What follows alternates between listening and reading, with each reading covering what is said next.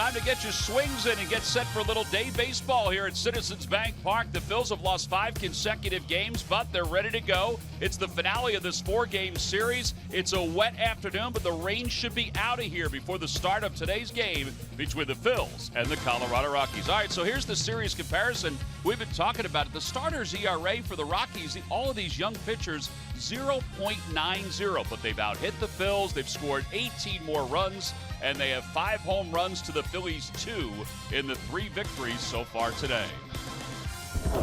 Hi, everybody. I'm Tom McCarthy along with John Kruk. We've been talking about it for the last several days. Pete McCadden's been talking about it for the last several weeks. The Phillies' offense right now is in a funk, but so is their starting rotation. But this is what Pete had to say about the offense yesterday. Yeah, you know, the way to pick up your starting pitchers is to get them runs early, and the Phillies have not been able to do that.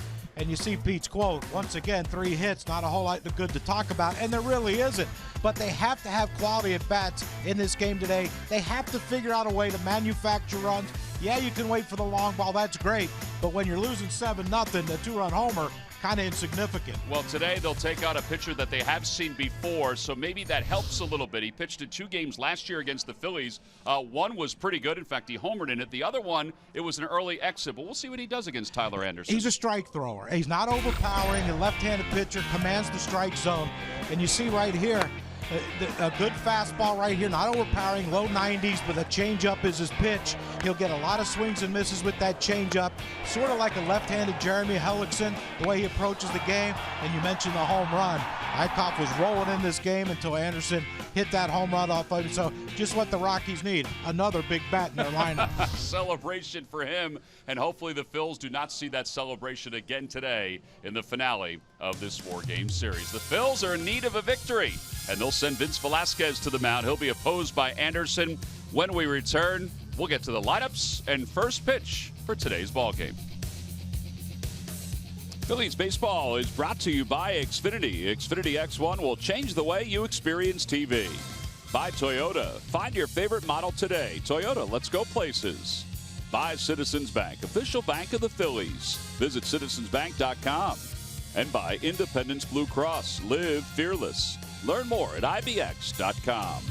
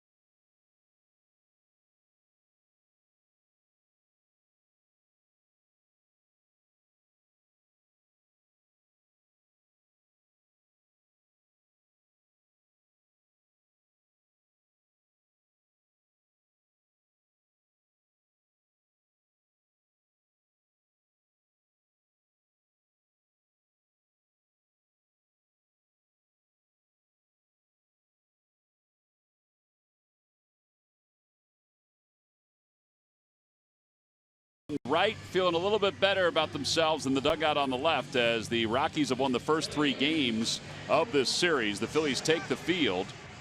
Today's Cold Hard Fact brought to you by Clean Crisp Coors Light. The series win marks the 3rd time the Rockies have won a series at Citizens Bank Park. They had only won 1 series in 2005. The Rockies have won 11 of 15 series this season. Their last loss in a series was against Washington at the end of April. Meanwhile, the Phils have lost 8 consecutive series. Well, Mike Telfranco is back in the starting lineup and batting cleanup here this afternoon for the Phillies. And Cameron Rupp is back behind the plate for the Phils. Freddie Galvis has slid back down to the 8th spot. This is basically the opening day lineup with the exception of Howie Kendrick, who is still injured. Aaron Altair is in the number 2 spot where Howie was batting on opening day. Let's take a look at the Rockies lineup brought to you by Xfinity. Xfinity X1 will change the way you experience TV. Well, Bud Black is going for the jugular here today. Not many regulars are resting. Back in the lineup is Mark Reynolds and Alexi Amarista, and Ryan Hannigan is doing the catching for the first time in the series. DJ LeMahieu getting a little day off against Vince Velasquez, but Amarista's hitting 9,000 against the Phillies in this series, so why not keep him in? Well, Velasquez 2-4 with a 5.98 ERA. Strikeouts are fine. He's averaging a little bit more than 1 per inning pitch. Velocity's been good as well. Better as the innings have gone on, but the last few he's been able to get it up into the mid-90s in the first inning. Got to command, though. He's got to command that fastball inside and outside, but he has to establish that he won't be afraid to come inside against these Rockies who are just teeing off on our pitching. Well, Charlie Blackmon will lead things off. Blackmon hitting .321 with 11 homers and 42 runs batted in. All he's done is pick up 8 RBIs in this series. Yeah, the first pitch of the day is in there for a strike. And we're underway. It's 0-1. Blackmon's .321 batting average is solid by itself, but he leads the league in RBIs with 42. Hitting over .460 with runners in scoring position. It's a good pitch right there by Vince. First ball, fastball, wanted it away, kind of pulled it over the center of the plate, but that one he did get in on Blackmon, jammed him a little bit, and now there's options. You can come back in there again if you want.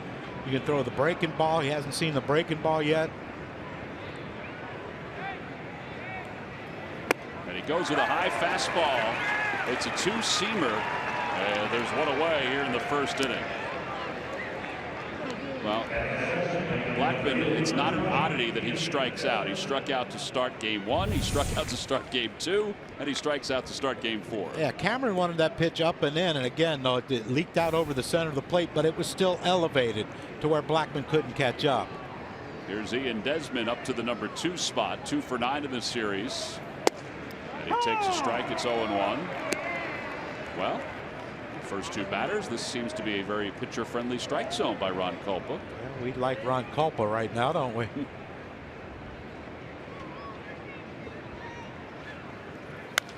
Popped him up over near the Phillies dugout. Cameron Rupp is on the run, and that's out of play off the roof. 0-2.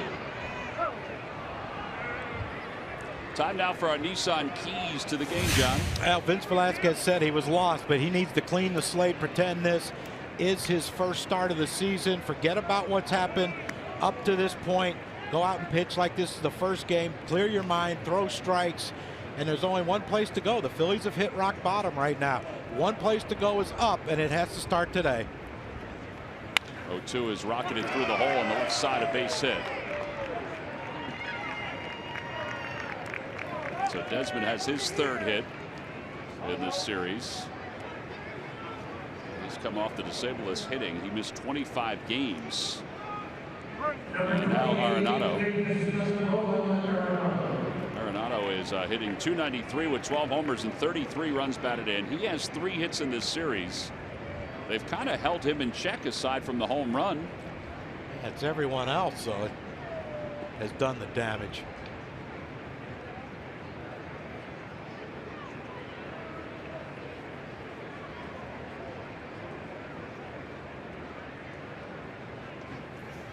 Fastball in the inside corner. It's no balls and 1 strike. That one didn't really move like a 2-seamer, so his 4-seamer must not have the same gas that we'll see later on. here in the first inning. But it might not need it. It just has to be located. That's a good pitch off the plate. You know, we talked about it in our room with Larry Anderson. They haven't really put a ball in play hard on anything that Phillies pitchers have thrown inside, you know, with some velocity on it. Well, it is true. Even the on-deck hitter, Carlos Gonzalez, who has, would you say, 8,000 hits in this series? I think so. Him and Amarista probably pushing it for 8. Aside from the home run, a lot have been off the end of the bat or bloops. Now that one's hit hard. It was a hanging curveball. And Arenado moves Desmond up to second. That puts runners on first and second with one man down. Today's ball game is also available in Spanish. Just use the SAP button on your television or change the language through the menu on your cable box. Pete McCadden and Bob McClure. Bob to the left. And now got Carlos Gonzalez. You know, 202 base hits, breaking balls. It's been part of the issue for the Phillies pitchers this year. You know, when they get to 2 strikes, particularly 0-2 and 1-2, the opposition probably has just too many hits. And the Rockies have kind of talked about that, how, you know, they've watched enough film on the Phillies pitchers that when the count goes 0-2 or 1-2, they don't feel like there's a put away pitch that they have to worry about. And there's no fear, right? Because, you know, they've been reluctant to pitch inside. Yeah, I guarantee if he'd have thrown that 0-2 pitch up and into Desmond and to Arenado, that breaking ball gets to be a little better. Carlos Gonzalez last night, his 3-run home run was part of that 7-run inning for the Rockies.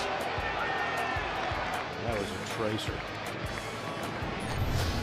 Gentleman who tried to catch it probably has a tattoo of a baseball on his chest. Got Rob Manfred's autograph.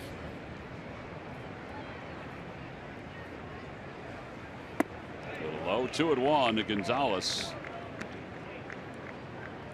Gonzalez began this series with a batting average of .221. His average is 31 points higher now as we begin game 4.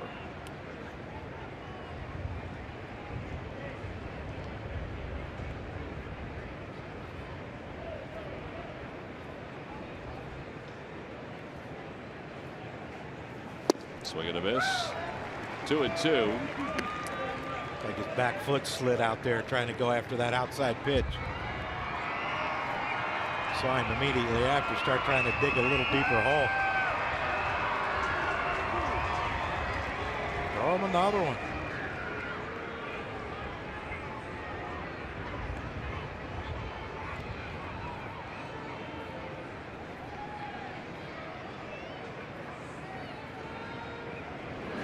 Got him on the outside part of the plate. That was the hardest fastball in this first inning. 95 on the gun, but well located. That's 2 strikeouts for Velasquez. Well, take a look at PitchCast presented by our local GMC dealers. See where the pitches were and where this one will be. Perfect. If you're going to throw it away, miss away. If you're going to miss, make them chase. They will chase. You know, these guys will strike out. But, you know, when you're 0-2, 1-2, and you're throwing pitches in the strike zone, they're good. They're too good at hitters. You're not going to get many really good hitting teams out in the strike zone. Yeah, the Rockies are 5th in Major League Baseball in strikeouts overall. As Reynolds waves at the first one. They've struck out 411 times, which is 100 times less than the leader, the Tampa Bay Rays, who are at 515 strikeouts. They're averaging almost 10 strikeouts a game, the Rays. Gosh. Guess that takes away the hit and run, doesn't it? I think so.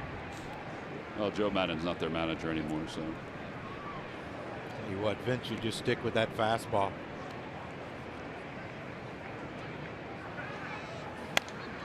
Got to play 0-2. Reynolds is at the last couple of days off.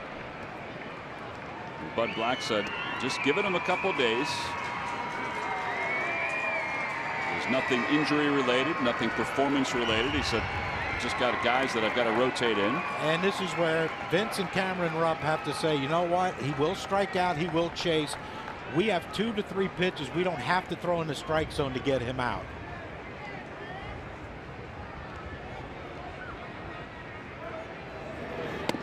Just a bit outside, 1-2.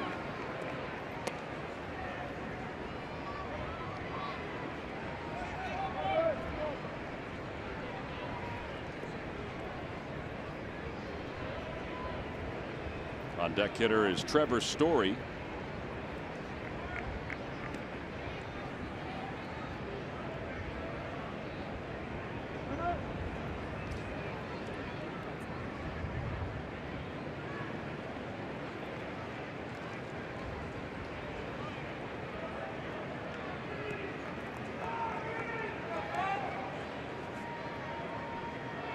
Bounce it.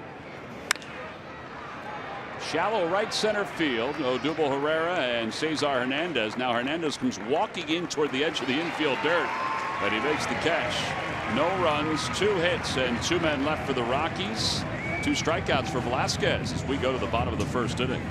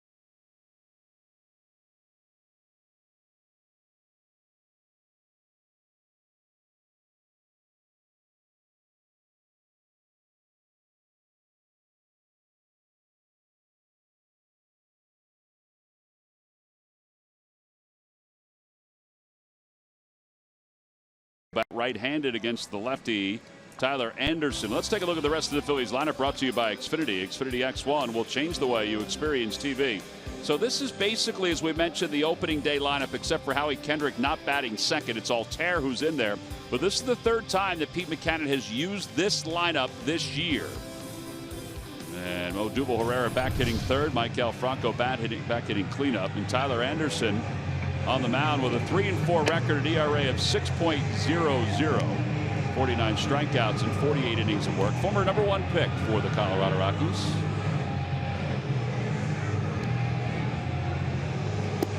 And he will face Cesar. There's a scouting report on Anderson. Yeah, fastball, low 90s, change cutter. The changeup, to me, watching him on tape, is probably his best pitch, his out pitch, especially against right-handed hitters.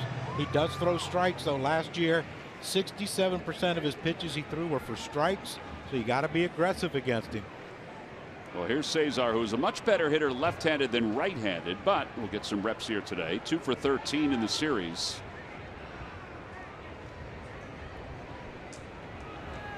Phillies also have to get back to scoring some runs early in a game.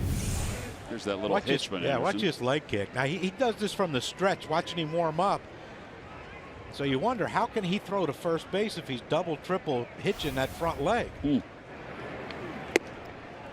course, we got to get someone first. Find out, don't we? Got to mix it up a little bit. Well, there was that changeup, and that's a pitch he's going to feature. Yeah, he's not like Vince, where he can try to overpower a lineup with his fastball. He's going to have to mix up all his pitches. Over toward the hole. This will be a tough play. Story surrounds it, throws on the run, and does get Cesar Hernandez. Pretty strong arm from Trevor Story. I don't know if you noticed, but he's a pretty big fella. He is a big fella. Yeah, great play. Ray got around that ball, got his momentum going toward first, made the throw a little bit shorter. Of course, Cesar hitting right hand, left hand, that's probably a base hit. Hitting right-handed, that extra half step or step he would get out of the batter's box. Hit lefty and out righty. Oh, now Aaron Altair. And Altair takes strike 1. Altair 4 for 11 in this series with a couple doubles.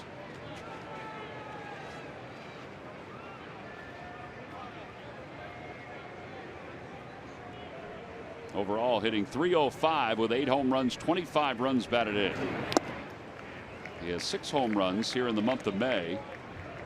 The Lucky McDonald's Phillies home run jackpot contestant is Michael McPartland of Collingswood. Phillies hit a homer in today's game. Michael will win $100. Now at McDonald's, an ice cold delicious soft drink is only $1. I'm loving it. 1 ball, 2 strikes. Anderson's had a couple fractures in his elbow, and he's wearing the big knee brace. I wonder how that is to pitch with, having that bulky knee brace. I know you get used to stuff like that. I think it's his. Tried the quick pitch, Aaron, right there. But since it's his pivot leg, probably all right. If it was his landing one with putting torque on it, it could be an issue. I'd like to see him see if he can cover first, you know. 2 balls, 2 strikes to Altair, and he lines that one down the left field line, foul. Or fielding bunts or anything.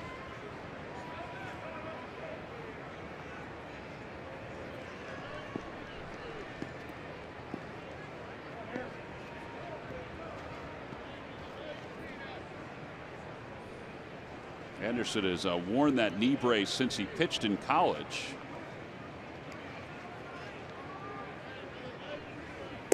On the outside corner, and it's a strike 3 called. Or has worn it before and just really started wearing it over the last several weeks again. Pretty good placement of that pitch on the outside part of the plate. Yeah, real good placement. You know, 2 strikes, you got to try to protect, but sometimes the pitch is nothing you can really do. I mean, that is. I had a discussion with Bobby Valentine. He said there's no such thing as a black on the plate. Like, but there is. We've talked about that before. There is black around the plate.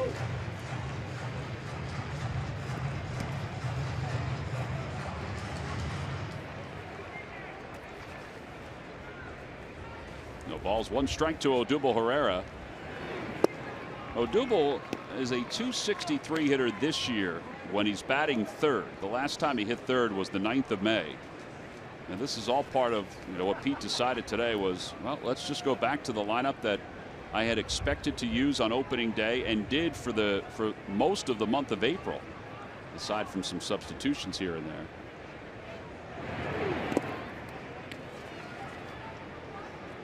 One ball, 2 strikes. That is already the 3rd 0-2 count that Anderson is working with. We said it.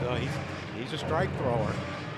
Going to come after you. You got to get him early, but hey, he's making some pretty good pitches though to get those 2 strikes on our hitters. This has to be tough on Odubel with the leg kick, the way he double, triple hitches. And he got him. Odubel was struck out, so each pitcher with 2 strikeouts in their half of the 1st inning. Phillies go down 1-2-3 on to the 2nd here in South Philadelphia. Phillies and the Rockies.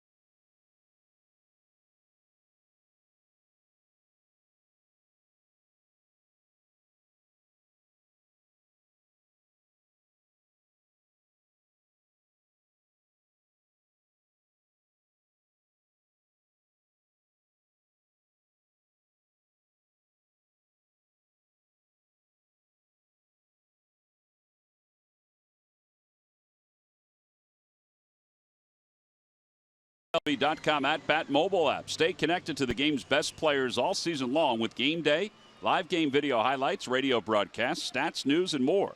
Download MLB.com at-bat today. It's your #1 app for live baseball. Top of the second, Trevor Story will lead it off. Story 1 for 2 so far in this series. He's played just the one game. And Velasquez starts him off with a strike. Story missed 13 games because of his sore shoulder. The guy on deck filling in for him most of the time, Amarista, led the team in hitting while Story was out. 1-1.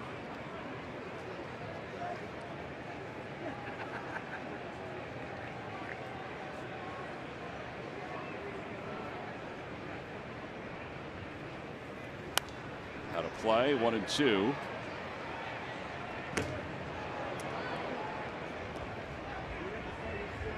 How about Colorado? They're 7-2 on this recent road trip that they're on. If they win today, it'll be their best road trip record-wise that they've ever had. Well, let's spoil it for them. Seriously. They were 7-3 20 years ago on a 10-game road trip. Over toward the first base dugout. Tommy Joseph will give it a look.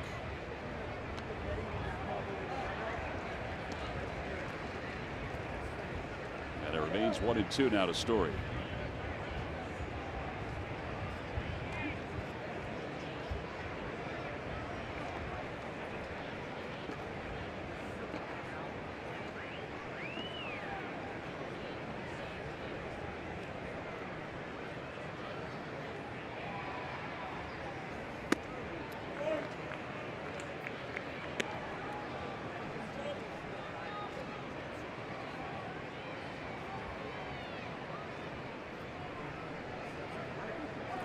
How far Tommy Joseph is. Cesar's playing basically straightaway shortstop. Freddie's playing in the hole.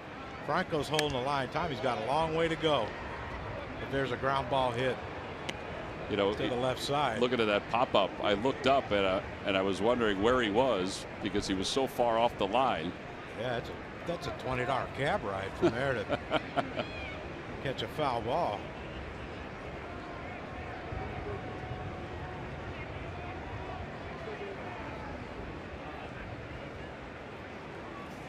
Upstairs, 3-2. Velasquez a little frustrated with himself. Part of his issue has been just too many pitches too early in games. In fact, against the Pirates his last time out, he had 74 pitches through the first 4 innings.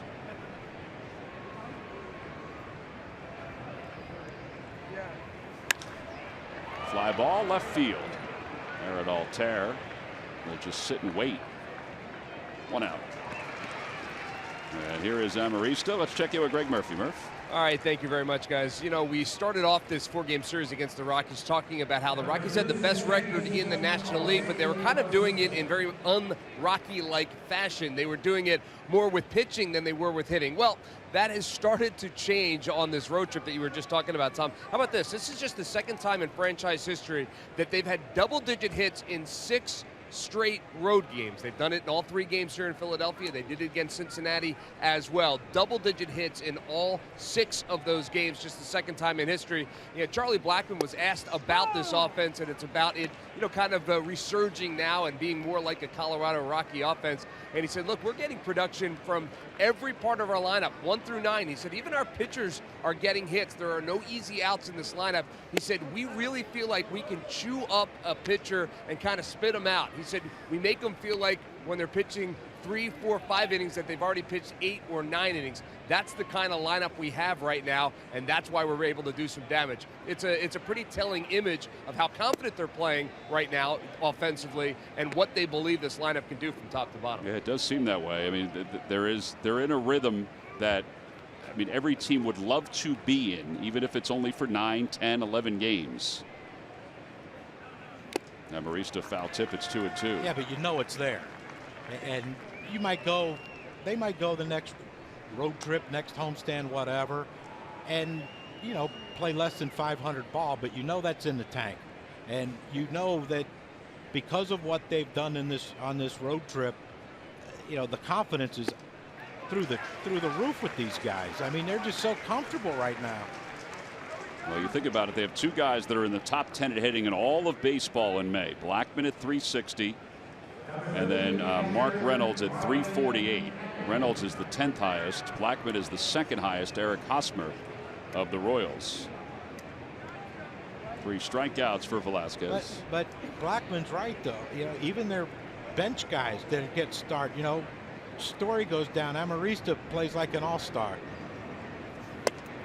Ryan Hannigan's a backup catcher to Walters. Walters he was hitting 300 coming in, but Hannigan's even hitting 276. Hannigan 8 hits so far. He was with the Phillies in spring training and was 7 for 18 with a double in spring training. But the Phils decided to go with Andrew Knapp as their backup, which has worked out fine. And Ryan Hannigan was let go, so he was able to attach himself to the Rockies, went to AAA, and then made his way up to the big leagues. 2 balls and 1 strike to Hannigan, who, by the way, was the first hitter that Velasquez did not start with a strike, which is a good sign. Really good sign. And he threw a good breaking ball to Trevor Story. First inning, Desmond and Arenado both got base hits on the breaking ball. A line drive base hit for Hannigan into left field. Altera will cut it off, and Hannigan will stop at first base. So a 2-out single. And you think to yourself, no big deal. 2-out single, but now it turns the lineup over. Not that Tyler Anderson's an easy out, but you should get him out. So instead of Blackman coming up in the 3rd inning with 1 out, now he's going to come up in the 3rd inning possibly leading off, or if he hits in the 2nd, he's going to have runner in scoring position. Anderson 1 for 16 this year. But we saw during the Open his home run last year against Jared Eickhoff. Eickhoff really was doing well up until this point. This is dropping the head and just ripping it into the seats in right field, and it gets you a shower at the end. I honestly think if someone poured that ice water on, it'd kill someone.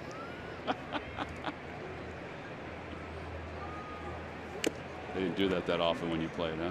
Not at all. No pies in the face? Not to my knowledge. Did you do post-game interviews back then? Did I? Yeah. I wasn't real good at it. No, not really. Yeah, Darren took the brunt of those blows from the media.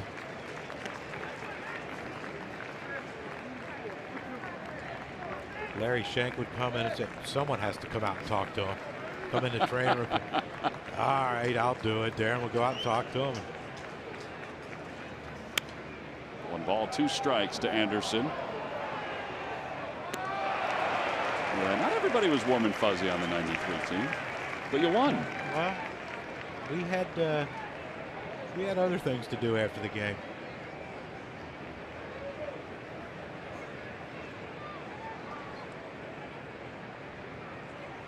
Mickey was warm and fuzzy. Yes, he was. It still is. Swing and a miss. Anderson is strikeout victim number 4 for Vince Velasquez. No runs, 1 hit, 1 man left. Michael Franco hasn't played in a couple days. He'll get a chance to lead it off when we come back.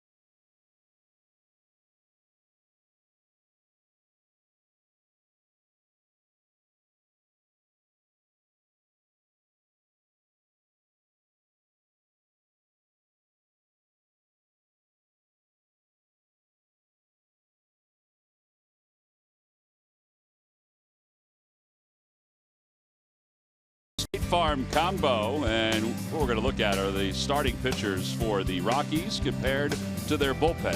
Both have been outstanding in this series. State Farm here to help life go right. I mean, 2 earned runs by the starters in 21 innings, just 3 earned runs and 10 strikeouts by the bullpen. So 33 strikeouts. That's a lot of strikeouts in 3 games. Yeah. And already 2 today by their Tyler Anderson, 1 inning. Anderson made the last out, so he's warming up right now, facing Maikel Franco, who homered against him last year here at this ballpark. And then 3 innings later, Anderson hit Maikel Franco, and Eric Cooper, who was the home plate umpire, threw him out of the game. So you're done.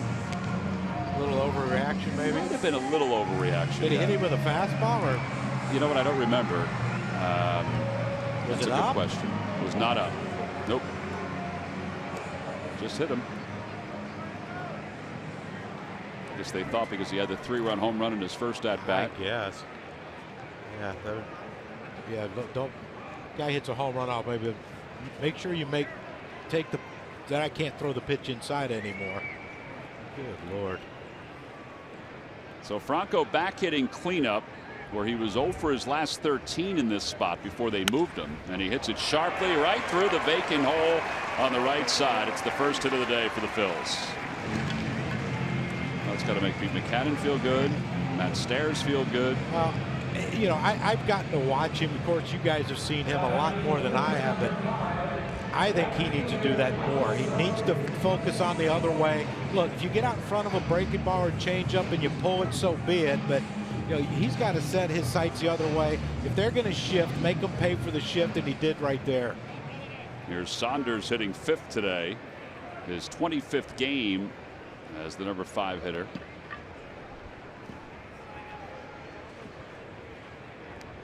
You got to see this guy's move. I mean, I know Franco's not going to steal, but he does have a little bit of a hitch, but it's lower when somebody's on. I just don't know how he can hitch like that and then stride toward first base to throw to first. Maybe he can. I have to admit, I don't remember it from the 2 starts last year. 2-0. See right there, that was basically the same leg kick as the windup. Yeah, I just don't see how he can throw to first. But when he throws to first, does he just lift it once and go? Tell you what, I like the idea of Michael Saunders faking a bunt right there. Arenado was way back. Michael 1 for 6 in the series. That one was a home run. Outside, 3-1. Here's the only offense last night. Dunn got that fastball out over the plate. You know he's got power with middle away. Got one there. Wouldn't mind seeing another one here. You got to get a lead at some point.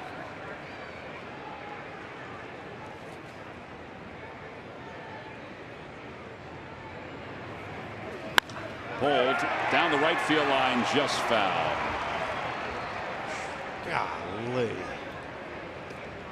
That's the way it's been going. Well, you know, if you're swinging the bat's good offensively, that ball hits the chalk and kicks away from the outfielder.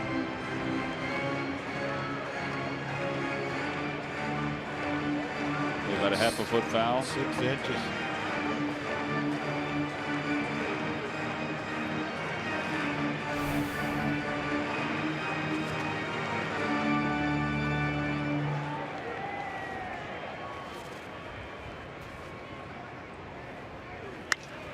Fly ball left field. And Desmond is out there. Yeah, there's the first out here in the second. Saturday, when the Phillies take on the Reds, it's a 4:05 start. After the game, all children 14 and under are invited to run the bases. It's sponsored by Nemours. Go to Phillies.com to purchase your tickets for the Phils and the Cincinnati Reds this Saturday It'll feature Scott Feldman, who was the opening day starter for the Reds against Jared Eichhoff. Tommy Joseph batting 6th this afternoon. Has a couple hits in this series.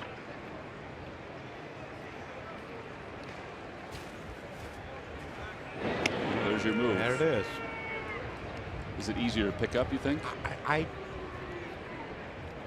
You know, do you wait for him to have to go to the second hitch because he just lifted it up and went, or, you know, threw it to first? Change up outside. 1-0. I just think if you guess right first move, you just go. Now, the one thing you will notice, it looked like to me he kicked his leg up higher to throw to first. Is that something you could pick up over there? 1 ball, 1 strike.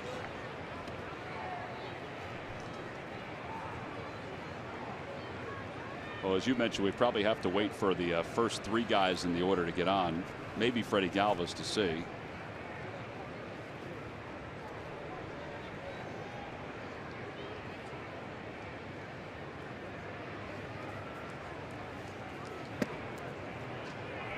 What do you think of this lineup? I know we talked about what managers do to try to fix things, and Pete's decided after not getting a spark with all the other changes he's made, he's decided, all right, let's go back to what was at the beginning of the year. You know, it's a coin toss right now. I mean, the coin came up for Blanco, and the coin came up for others to get some playing time, and you know, it's not like you can say, well, they're not swinging the bats well. No one's really swinging the bat well.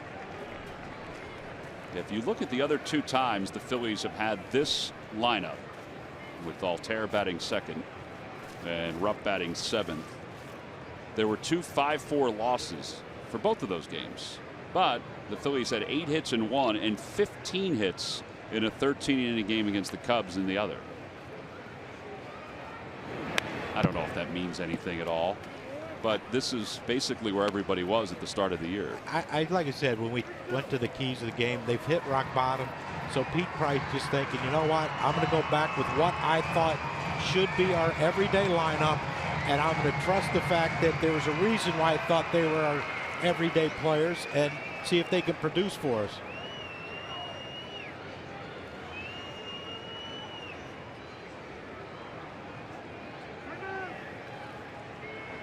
Pace of the game is really good, though. I mean, crisp. Maybe if we intentionally walk someone, they'd pick up that extra 5 seconds we've been missing. You're on that one the last couple of days. Gosh. Little dribbler past the mound. Story charges. They surprised Amarista at 2nd, and Tommy Joseph is safe at 1st. I think Amarista really was thinking he was going right over to 1st on that one. Yeah, the way Story charged that ball, you didn't know if he would be able to get it to him in time, flip it to him in time with all the momentum going toward first base. But yeah, kind of handcuffed Amarista, and luckily it did, or else if he catches this clean out in front of him, so he can get a clean transfer into his hand, it could have been a double play.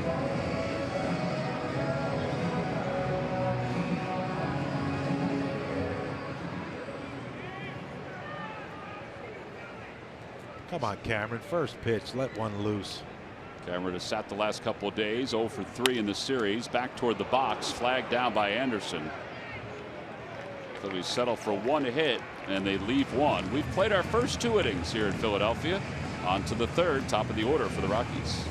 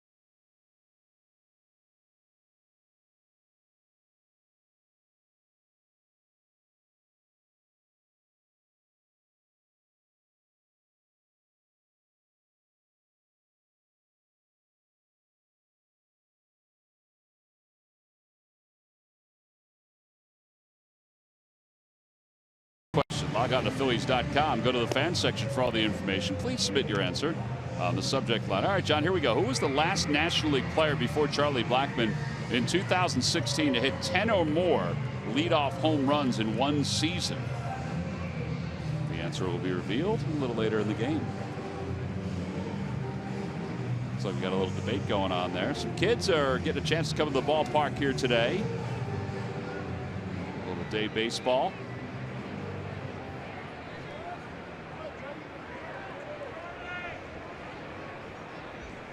The last National League hitter to hit 10 leadoff home runs in a season.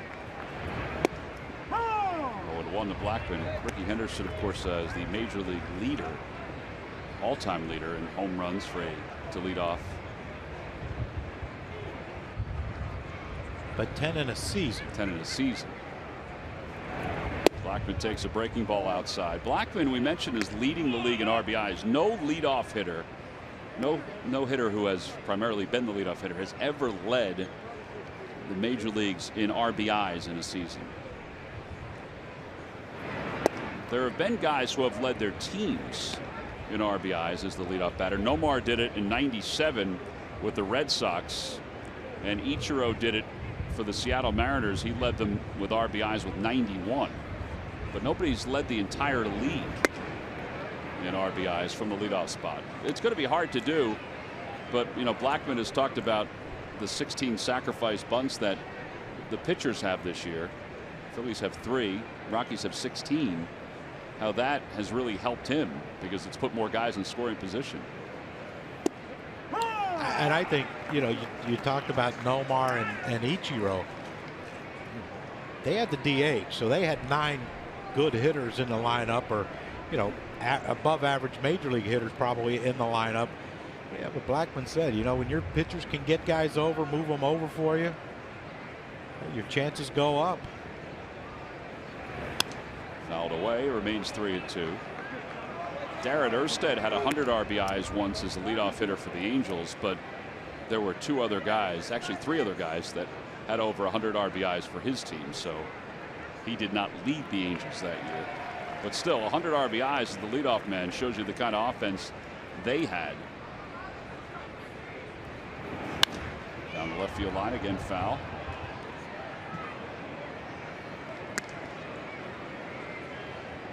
You still chewing on that trivia question? Yeah. I'm trying to go over every National League team to think who was their leadoff hitter that had some power. Can you give me a year? It was after you played. I hope. I don't know if they kept records back then.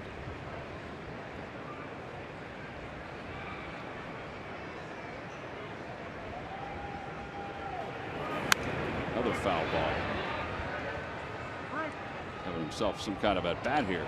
Yeah, but you know, it's better coming back this way than it is going out the other way. 3-2 to Blackmon. It's the first pitch that he's left up over the plate. Well, he struck him out his first at bat with that fastball running away, up and away from him. And you said it, he will strike out. Sometimes you have to let him.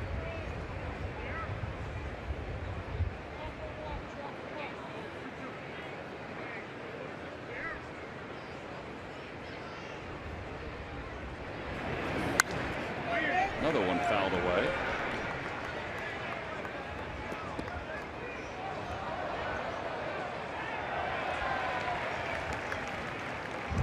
That's how he got him out at his first at bat. You see Cameron wanted up and in and ran up and away. We got him a couple times in this series with fastballs running up and away.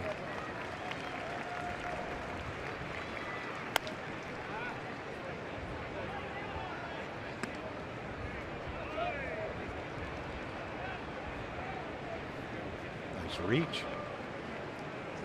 Took a little momentum. Had to rock back and forth a couple times. That's how I have to tie my shoes nowadays. Got him, boy. Yep, went up again. 5 strikeouts for Velasquez. Second time he's gotten Blackmon. So 1 away. And Ian and Desmond will be coming up. All right, so this is 11 pitches. Count them. Yeah, first pitch fastball, breaking ball. Another breaking ball. He gets behind 2-1. Then it's 3-1. He dots a fastball down and away. And then Blackman battled. Foul ball, foul ball. Another foul ball. Another foul ball and fastball. And he tries to throw a breaking ball. He pulls that foul. And then it's let's elevate. 11 pitch at bat, 5 foul balls. But it ends up with a big K. Well, he certainly has been around the zone more in this game. Now, his pitch count is high with 1 out here in the 3rd, but he's been around the strike zone. Part of the problem for his pitch count being high is just because of that 11 pitch at bat, really. 52 pitches. But you know he's working ahead. Yep. And you know, for a guy who after his last start said he was lost, you know, he's looks like wherever he was, he found out where he was and he came back because he's pitching really well. I wonder how his golf game is. I think I might find out tomorrow. Maybe. I'm playing. I don't know if he is. To the right side and past Cesar Hernandez. Second hit for Desmond.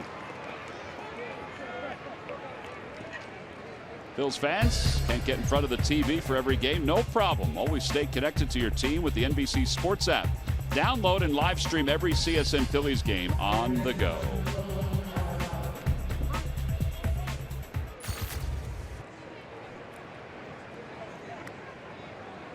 Arenado singled his first time up. Need a ground ball to Cesar right here.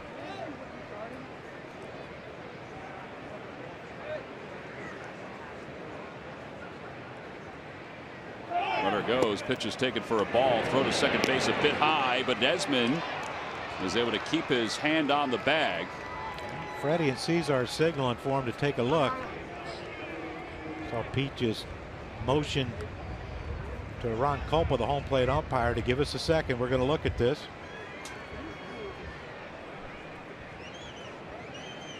See what Larry Boa gives the sign at. Looked like he was safe at first initially and might have slid off the base. Cesar kept the tag on it.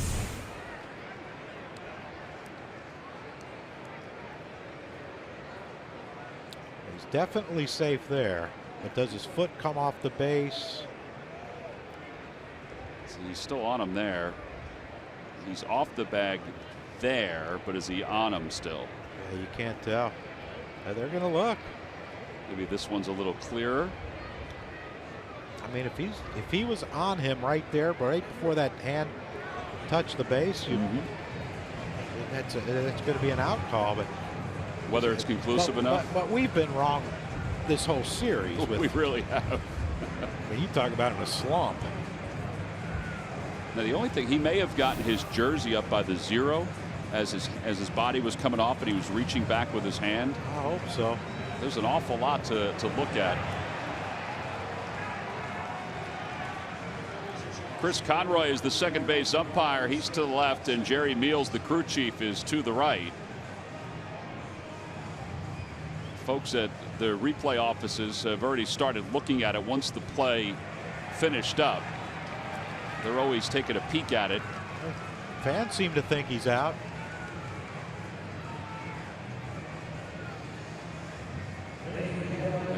They're going to have to keep looking at it a couple of times just to make sure if they enlarge it and slow it down even more to see, because a lot of it is hard to tell.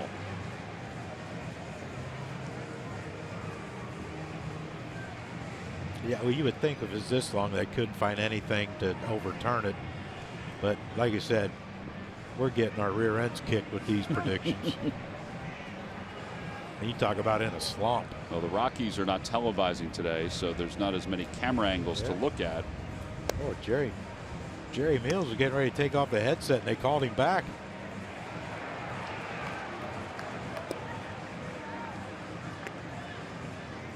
Well, the Phillies have decided to review it here. If they don't win this challenge, they lose their replay privileges until the 8th inning, when it could be a crew chief review. All right, so here we go. Jerry Meals has the decision, and he is out. No way. Must have been conclusive enough. That it's still a stolen base. because he was safe initially, then he slid off the base, so it's still a stolen base. So here are two different angles. Hand is off the bag. Yeah, there it is. The hand is off the base. He slid through the base. And now they can do this. This is what MLB looks at. That's why it takes longer. And conclusion was it's out. But it is a stolen base. Why isn't that a stolen base? No, it's considered a caught stealing still. But he called him safe. Did call him safe. And then he called him out because he was off the base. Sure. But he called him out after the fact. But I think the way the rule is that you can't give a stolen base anymore. How did you not change that? If he had headed toward third, then it would have been a stolen base. It's unbelievable. We're teaching things, John. Oh, that's stupid. Out of play.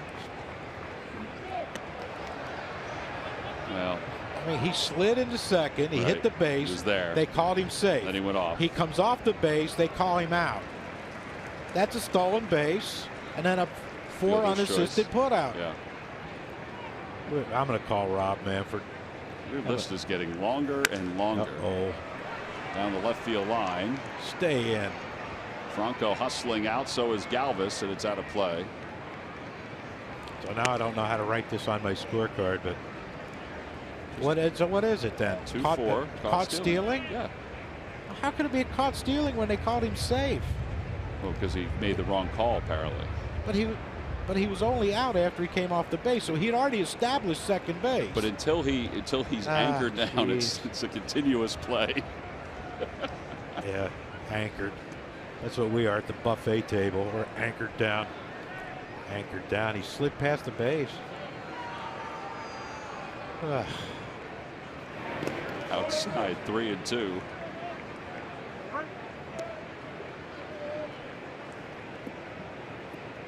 I'm giving him a stolen base. You can have your own rules. I'm going to make my own up. Well, we're not going to see them for a little while, so you got to make sure you keep tabs on it. Caught stealing after called safe. Called him out after. I get it.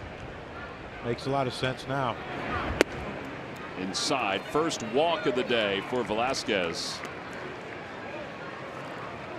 And that caught stealing, or that slide past the bag, is even more important now. No, you can call it caught stealing because you believe that. I wanted to make it feel good. But you believe that hogwash. You're drinking the MLB Rules Committee Kool-Aid.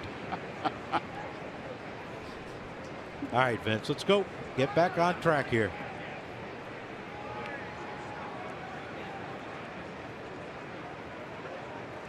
He did get Carlos Gonzalez on strikes his first time.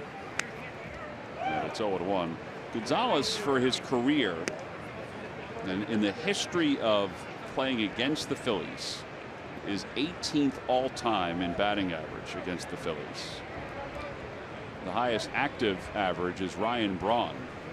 Is someone here today playing that's on the field right now that has the trivia answer? No. I thought it might be him. Didn't he used to lead off when he first came up? Good question.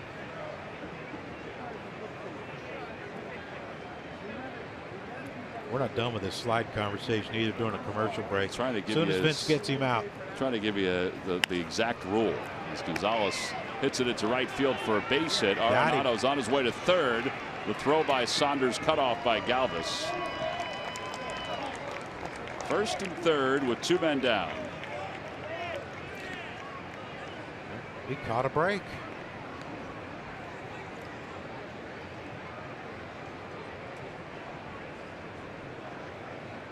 Eight-game hitting streak now for Carlos Gonzalez.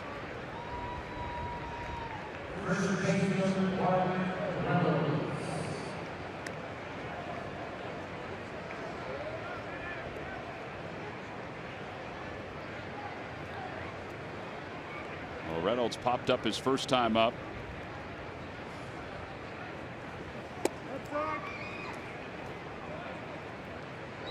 Didn't look like a bad spot by Velasquez on that pitch.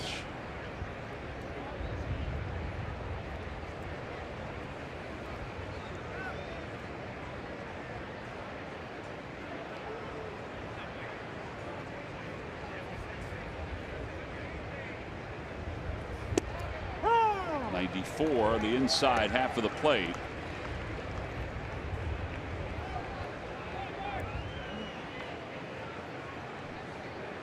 Arenado on third base, Gonzalez on first.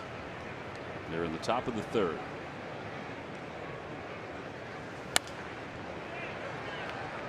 All right, so this is get back ahead. Well, this is the issue, or it has been the issue for the Phillies pitchers this year. Now Velasquez has 5 strikeouts today, so he's got put away stuff, even though he's thrown 66 pitches and 27 in this inning. This year, the opposition, when the count is 1-2, has 11 home runs against the Phillies pitchers. 0-2, they have 13 home runs. That's a lot. But here's where you can get Reynolds to chase a breaking ball down, but this is where Cameron has to be prepared. If he throws a breaking ball, make sure he blocks it to keep Arenado from scoring.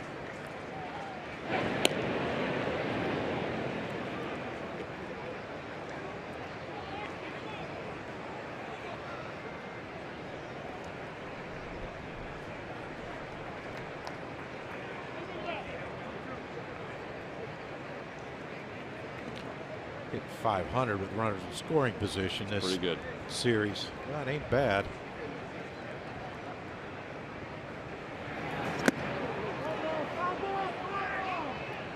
Maines 1-2. It's called a foul ball by Ron Culpa. Good pitch though.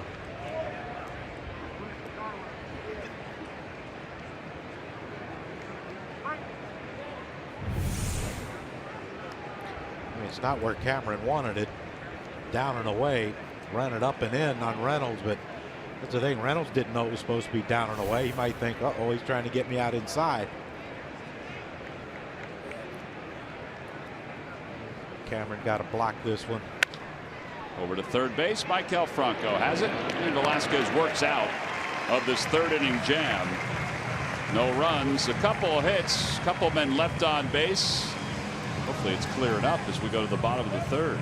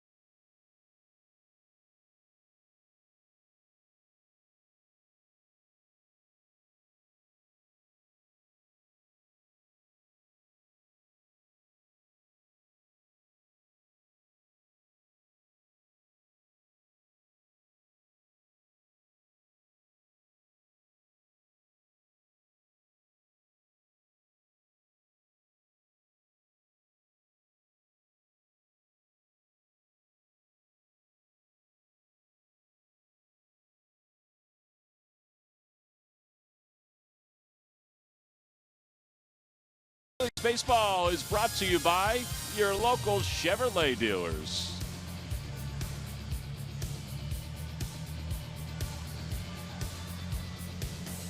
Scoreless game as we go to the bottom of the third on a cool May afternoon.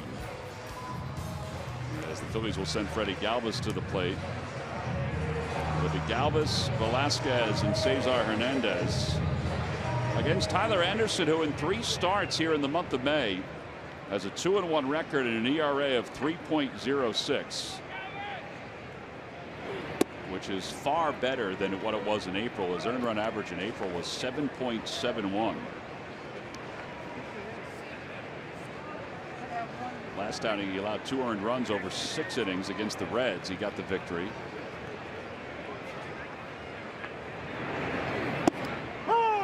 One to Freddie Galvis.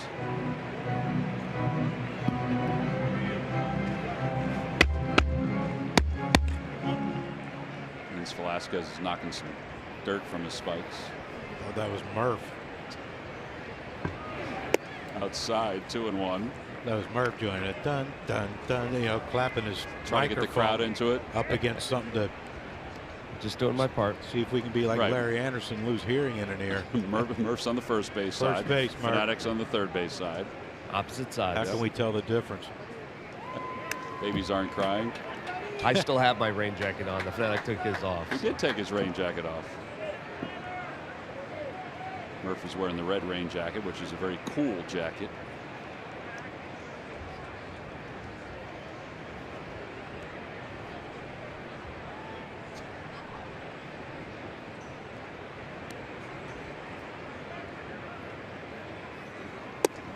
Just a bit outside, 3-2 to Galvis.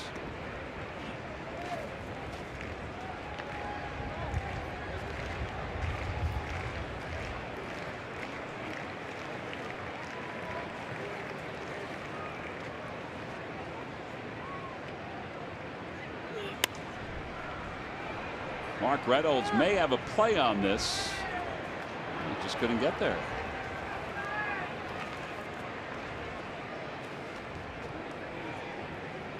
That was only a $5 cab ride. He wasn't, not like he's playing Freddie to pull. A little surprised he didn't get there. But maybe he got a bad read. I don't know.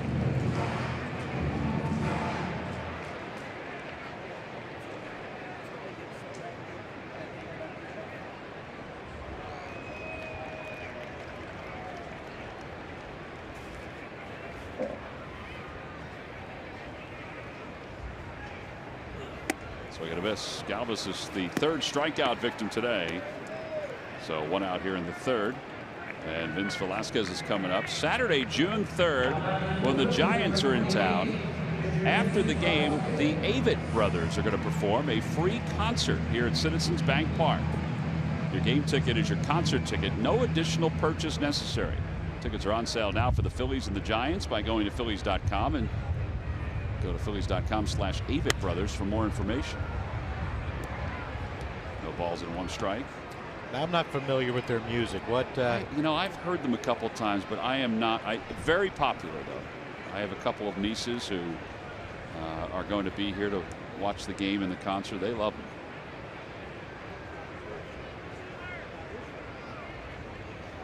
I did listen to a couple of songs the other day, and I, for the life of me, can't remember the names of them, but they were very good. Kidding me? Just quick pitch the pitcher. Why would you do that? No idea.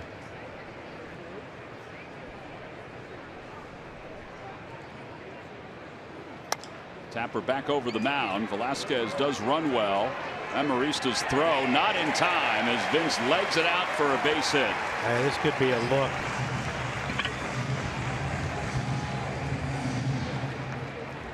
Saw Mike Redmond immediately once a save call went to check the phone.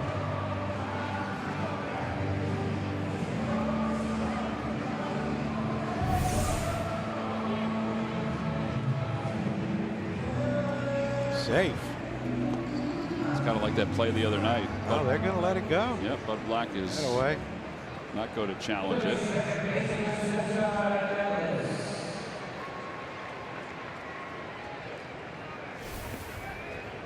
Terry Beals was looking right at the base, listening for the sound. Terry, the crew chief. Cesar grounded out to shortstop his first time up. And he bunts back toward the mound. This could be a tough play. Anderson has it. Throws not in time. 2 for his last 14. He figured, what the heck. I like it, though. I like the fact that they're trying whatever they can. Michael Saunders faked the bunt. His first at bat. Cesar lays down a bunt. Not a great bunt, but great speed. And it looked like Anderson came up and relaxed himself and, you know, wasn't really rushing to make this throw. Took an extra step. And just that little half step, and Cesar in there to get safe. And, hey, here we go. Well, Let's go. You mentioned it before about the big knee brace. You know, it didn't look like there was a huge push off on that leg as he threw it to first. Aaron Altair now the batter. Altair struck out looking his first time. 0-1. Change up. Well, there's a huge gap in left center field. Desmond's playing him to pull, and Charlie Blackmon shaded the other way. I mean, look at all this space. Look at all this space. Let's see how fast Cesar can run. I've lost my mind. But I executed the teleprompter correctly there. Yes, you did. It's been a struggle. I've been slumping since early April. Yeah, the stylus, you had the stylus down. Nice practice.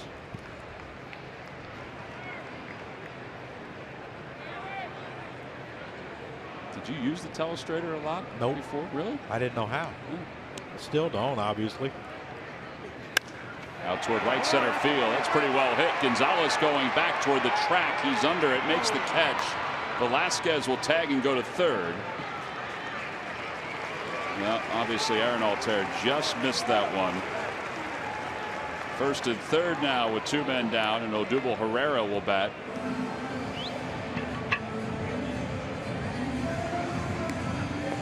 Didn't have the same sound as the doubles he had earlier in the series. Now, and the trajectory too is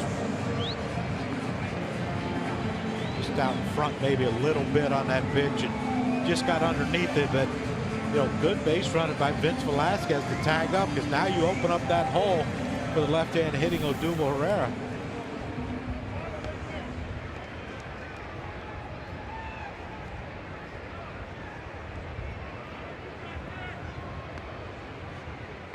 I would have to imagine that Mickey's has had to have picked something up here with Tyler Anderson and the move to first base. Yeah, no hitch there. Just leaned over and tossed it.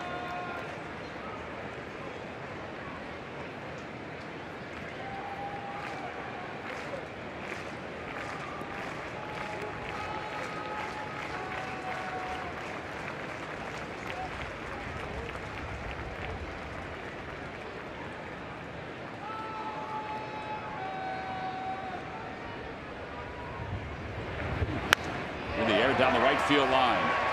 Hooking toward the corner and foul.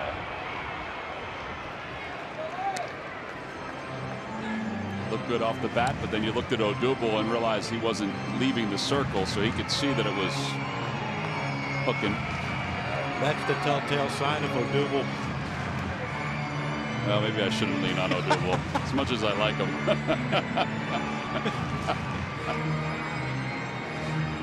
It's an excellent point on your part. He's a tough read.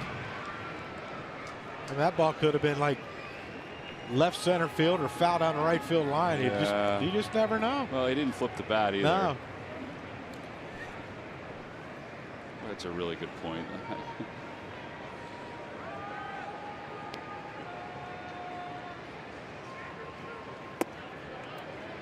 Yeah, usually you watch the hitter's reaction, but you can't get one with Odubel. You have to follow the ball.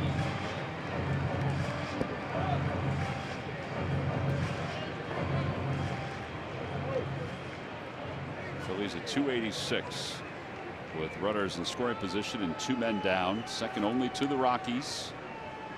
309. That's the pitch that he got him on in his first at bat.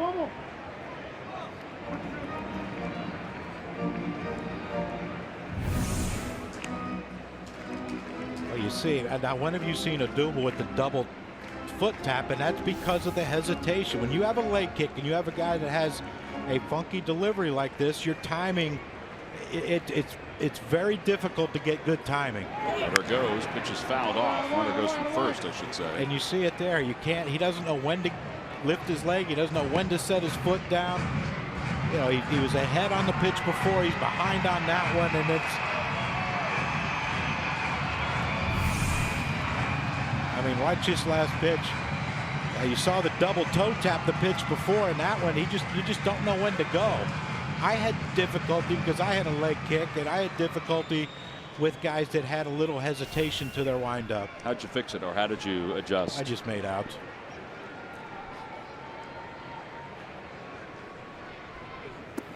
Swing and a miss. struck out for the second time in today's ball game. 4 strikeouts for Anderson. No runs, couple hits, 2 men left, 1 in scoring position. We'll go to the 4th inning here at Philly.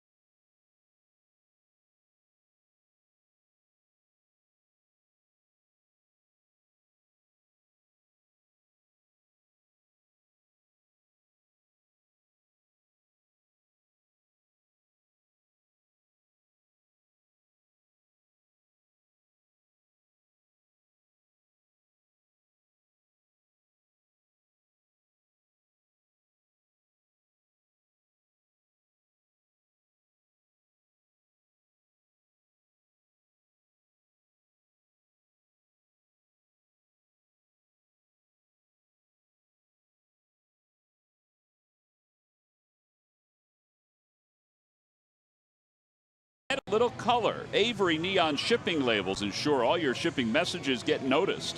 Perfect for any priority message. And WB Mason delivers the same day when you order by 11:30. Local service personalized. Who but WB Mason? There you go, Johnny. Little Avett Brothers. Sold out, by the way, tonight at the House of Blues in Orlando. They're in their Florida edge of their tour. I like that. Yeah, ain't no man. You're a big music guy. Yeah, I love that. I like that.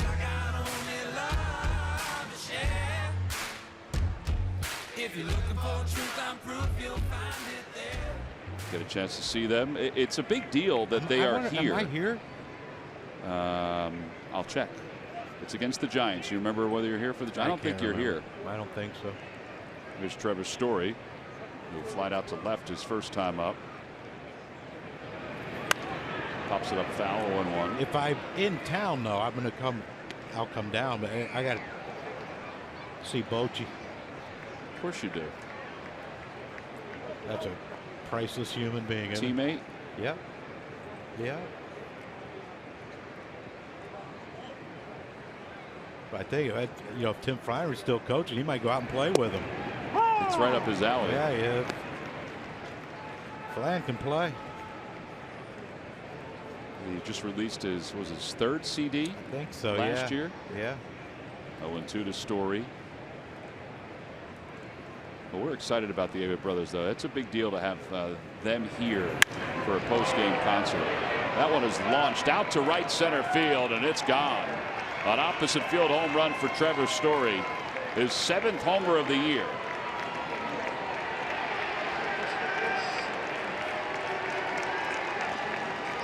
And another 0-2 home run for the opposition, the 14th this year against the Phillies pitchers.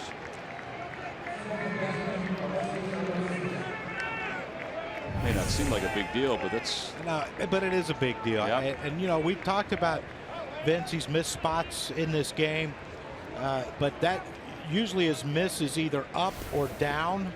That miss was center of the plate. 64 home runs now for the Rockies this year, as they settle into the top 10 in all of baseball. As Amarista takes a strike.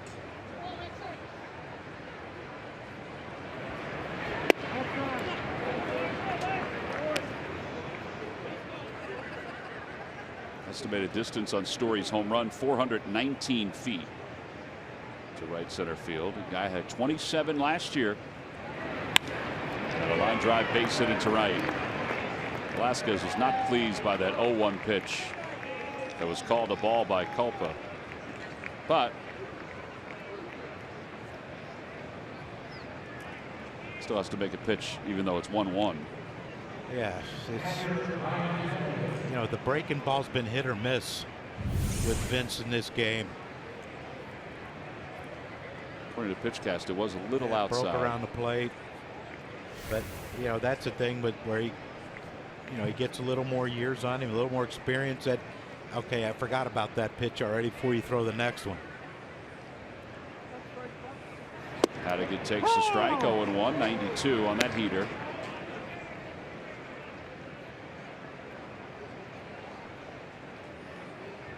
Ron Culpa, Jerry Meals, the crew chief, Chris Conroy, Tom Woodring.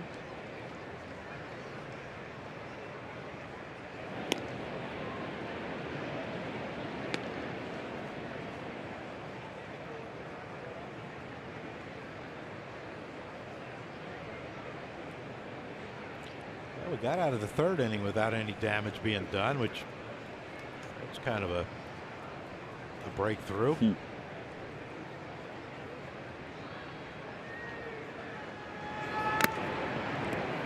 That really walked Cameron Rupp.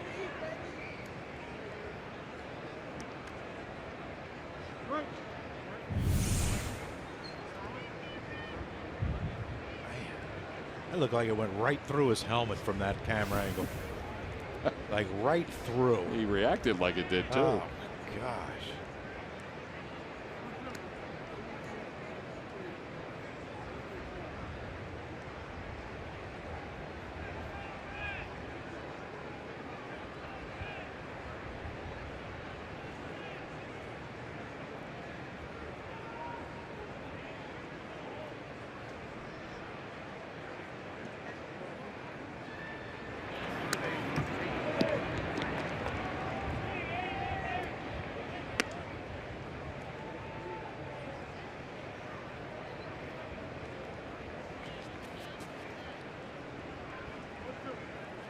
Kind of grasping when you're fourth inning and it's 1-0 and you're losing, but you still feel like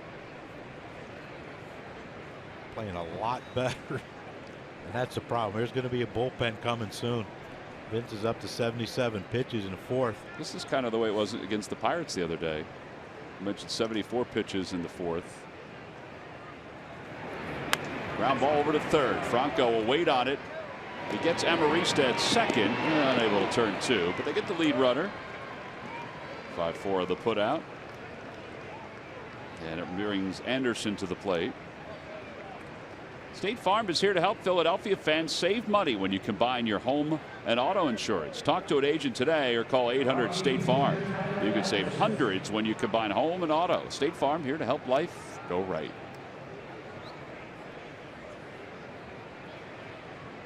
Anderson struck out his first time. One of 5 strikeouts for Velasquez.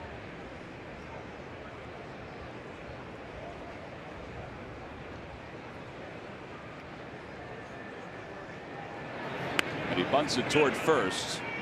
And the sacrifice will be successful. That is the 17th sacrifice bunt of the year for the Rockies pitching staff. They have said that it has been a point of contention that they have been so bad at their sacrifice bunts that they made sure that they all worked on it through the farm system the last couple of years for Colorado. And there certainly is an improvement. There's no doubt. Yeah, I mean, we saw the other night when Marquez was bunting and Andres was right on top of him. The only place he could make a bunt to advance the runner was toward first base, and that's what he did. Yeah, they're an impressive group. The fundamentals that they display as far as getting bunts over, moving runners, hitting with runners, scoring position, their situational game's really good. Well, now Blackman is up, and you have to give credit to the 7th and 8th hitters too, because they're getting on, and that's enabling the pitchers to have those opportunities.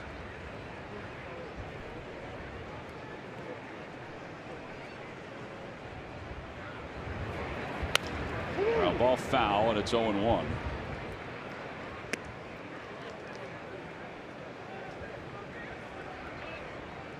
Blackman has struck out twice today.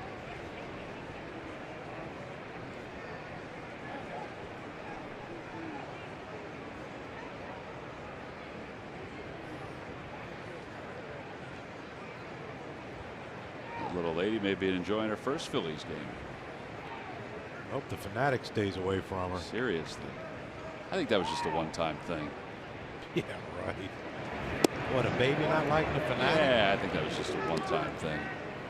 I think babies will embrace him. No, you don't think so? I feel bad for the green guy. He brought it upon himself to be green. Let's get out of here with one.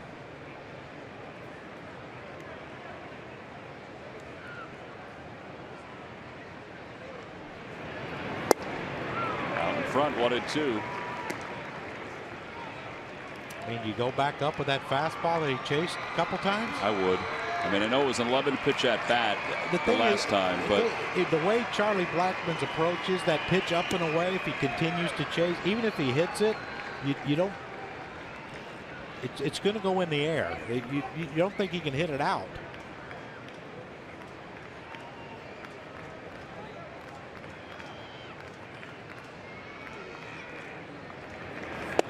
and a strike 3 call. And they have found something against Blackmon. 6 strikeouts, 3 have come against the Rockies leadoff hitter. 1 run scores in the home run. We'll head to the bottom of the 4th.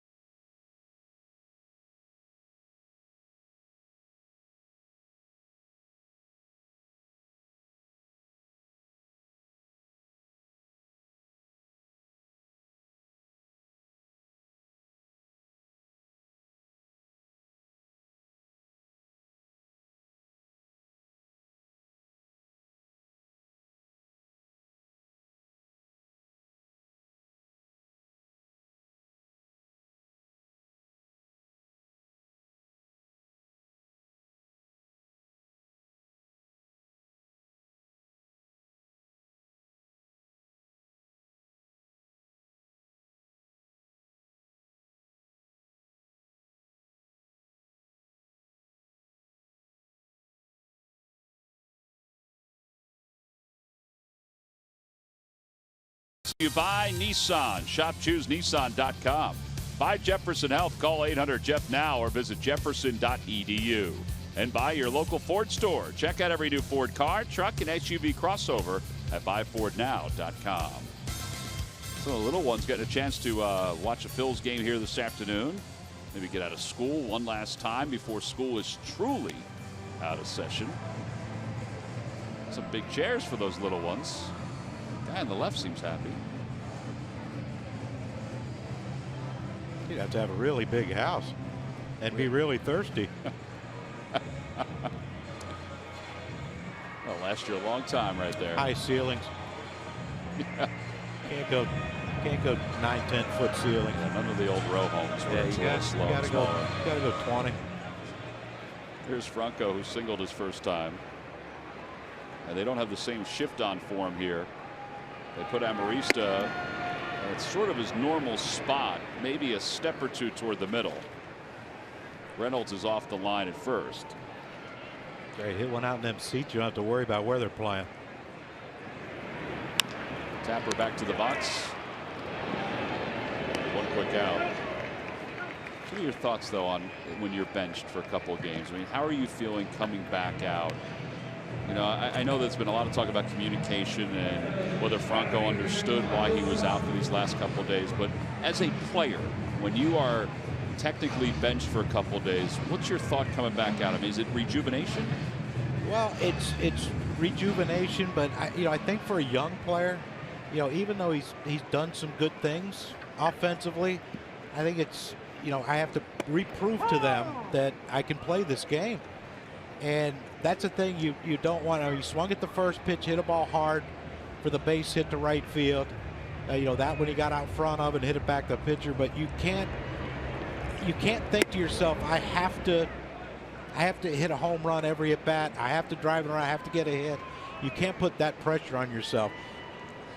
I think Mikel understands why he was taken out of why he was benched the last 2 games. I mean, he's not hitting, and so he understands, I think, why he was taken out of why he wasn't playing the last 2 games. But there's also that thought was, I have to prove to them that I am worthy to be in this lineup every day, and he doesn't have to worry about the fourth hitting fourth in this lineup. Strike 3 called. Saunders down looking. 5 strikeouts for Anderson. Saunders does not agree with Ron Culpa.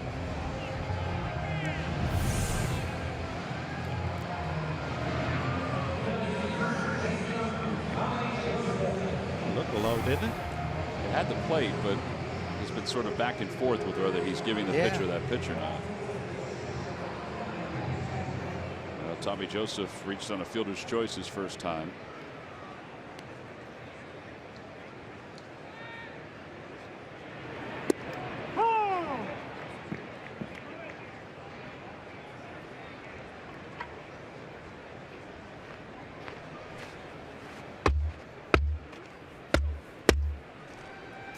Cameron's knocking the clay from his spikes. Oh, is that what that is? Yeah. Thought Murph fell. It'd be louder.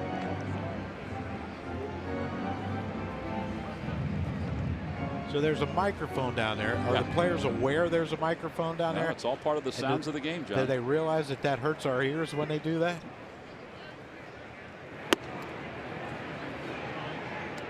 It's better sound than the whistling. It was a better sound than last night when 8th, 9th inning, when everyone was gone. That one person that remained was screaming at the top of his lungs every pitch. Give him credit, though. He was into the game to the end. Outside, 2-2 to Joseph.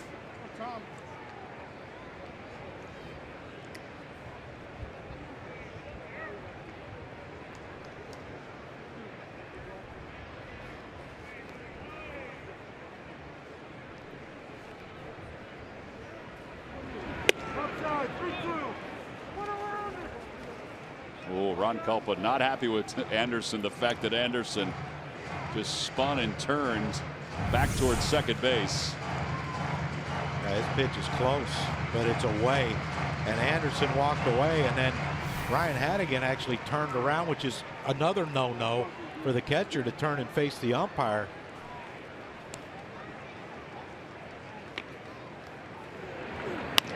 Over the left side, backhanded by Story. 1-2-3 inning. 6-3 on the putout. Anderson just said something to Culpa as he walked off the mound. He's retired the last 5. We have 4 in the books here in Philadelphia. The Rockies, thanks to the home run, lead at 1-0.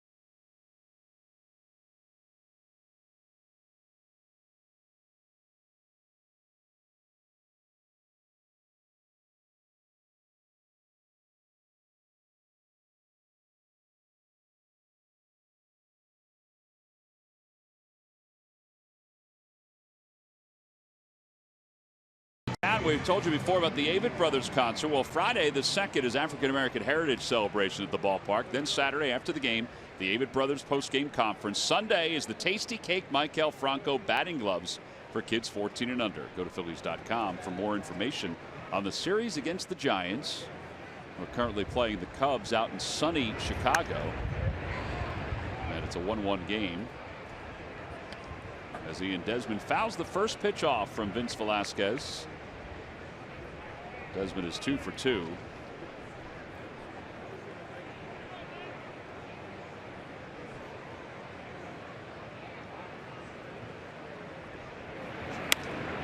Out towards shallow right field. This is going to be a tough play, but Saunders got a real good jump. Tough play only because of how softly it was hit. And Michael did a good job reading it. One away. Arenado's coming up. Let's check in with Greg Murphy. Murph. All right, thank you very much, Tom. Well, I know the sun is not out, but we should remind folks that May is Melanoma Awareness Month, and we're going to be having some big doings down here at the ballpark on Sunday. But our partner, there you see him, Michael Jack Schmidt, out today at City Hall, and he was demonstrating the new dispensers, the sunscreen dispensers that are going to be put in and around the city of Philadelphia. Philadelphia is serving as the pilot city for the SunSmart Initiative program. Mike is a big part of that. So they had a press conference today and showing the folks down there how it all works. And of course, he'll be there here this weekend as we look at Melanoma Awareness Month and certainly day here at the ballpark. But the big doings happening at City Hall today as well. I hadn't seen Mike in a hat in a long time like that. He looks like he's ready to play. He does, doesn't he? Yeah. SPF 30. Mike had alluded to that the last time he was on, just that how he was looking forward to not only the press conference, as Murph said, near and dear to his heart because of some of his personal battles, but that they'll have him all around the ballpark as well. It's good to see. 0-2 to Arenado. Got him. 7 strikeouts for Velasquez. And they're 2 away. Good old country hard ball right there by Vince. Get him 2 strikes, fire that ball up. Got to quit giving up those 0-2 hits, 0-2 homers and 1-2 homers, does our pitching staff, and that would have been a tough one for Nolan Arenado to hit out. Well, now Gonzalez, who did single his last time. The ball hit sharply. Man, he just doesn't stop. At least against the Phillies. He's not stopping here. Saunders' throw, not in time. That'll be a double all the way. 11 doubles for Carlos Gonzalez. Give him credit right there for moving out of the box. Yeah, put yourself in scoring position with 2 outs. You know, that's the goal when you're hitting in the middle of the lineup. You get 2 outs, nobody on. You like to, you know, put yourself in scoring position, and yeah, that's a ball. I mean, you talk about how hard that ball was hit, but look how it slowed up because of the rain all morning, how slow it was. But he kind of knew right there, as soon as it left the box, he saw where Michael Saunders was playing deep. Thought he could take a chance. If you get thrown out, so be it. He has to make a great throw. Once that ball hit the grass from Saunders, it slowed up the second bounce to Freddie, and that gave Carlos Gonzalez enough time to get in there. We mentioned that all time Phillies history. He has the 18th highest batting average against them. The leader is Wally Pipp. You remember him? That's who Lou Gehrig took over for. He hit .381 lifetime against the Phillies. The active leader is Ryan Braun, who just absolutely tears up the Phillies. Don't we go there? We go there. I'm there on that trip, Milwaukee. Oh yeah, big Bratwurst fan. Absolutely. Oh, you're gonna love it. Yep. Media workroom has him spinning at all times. Can get you in a little bit of trouble though too.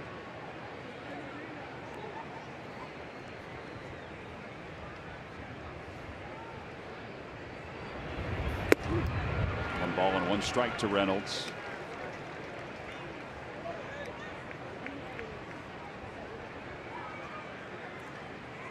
I hope Vince can get a quick out right here, get out of this inning, and possibly give us 1 more, get through 6. Yeah, he's due to bat 3rd, but that I'm with you. I mean, the ability to go 6 would be huge for him. 2-1. You got to remember, we only got 3 hits, and he's got 1 of them too. So, I mean, an infield single by the pitcher, a bunt single by the leadoff hitter, and a sharp single to right by the 4th hitter. Other than that, limited. See, Ramos was throwing in the pen. So you can say that right now Vince is one of our hottest hitters. At least today he is. I don't know how Pete's comments will be after the game if they finish with 3 hits and he has 1 of them and it's an infield hit. Ooh.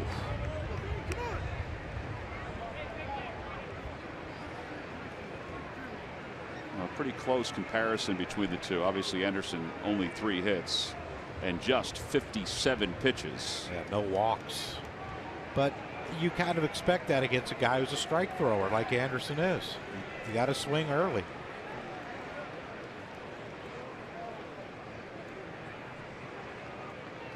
I think Anderson's the kind of guy you have to knock him out of the game. The pitch count's not going to get him out of the game. 5 balls, shallow right field. And Saunders comes sprinting in. No runs, 1 hit, and 1 man left in scoring position. We have played 4.5. Phil's looking for a little offense again when we come back at the bottom of the 5th.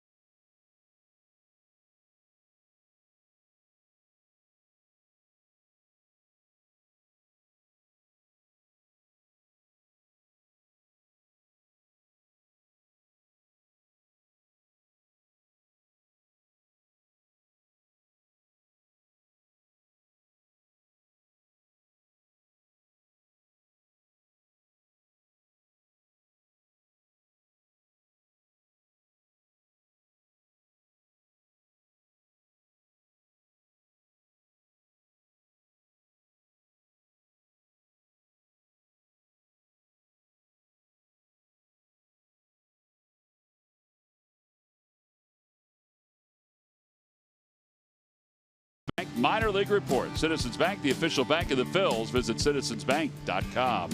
Well, the Lehigh Valley Iron Pigs have won 5 straight. They're 17-1 in the last 18 games.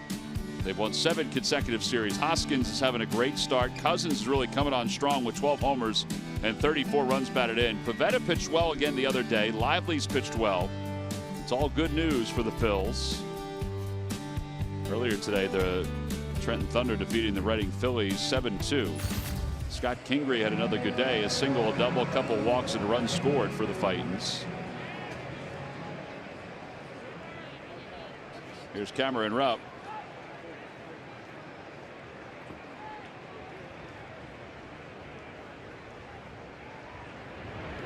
First pitch is outside, 1-0.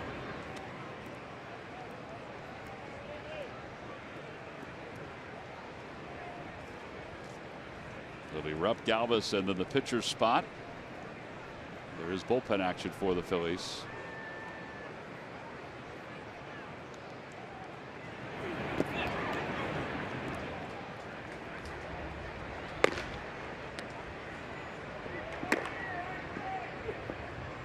Benoit just does this in the 5th inning, so he's just throwing just the throw. It's Ramos that's probably going to come in. Didn't know if they would throw Vince back out there for 1 more.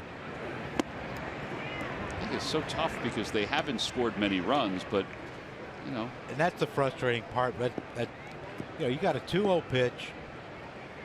Cameron swung at a pitch that's a pitcher's pitch. 2-0. Yeah, that could have been ball 3. Well, luckily he didn't hit it. It ain't going nowhere.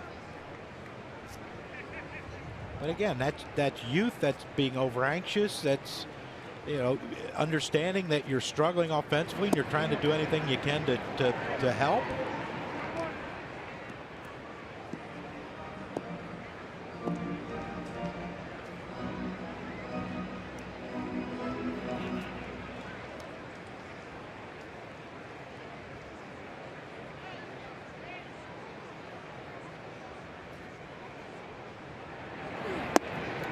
Ball 4. So Cameron draws a walk.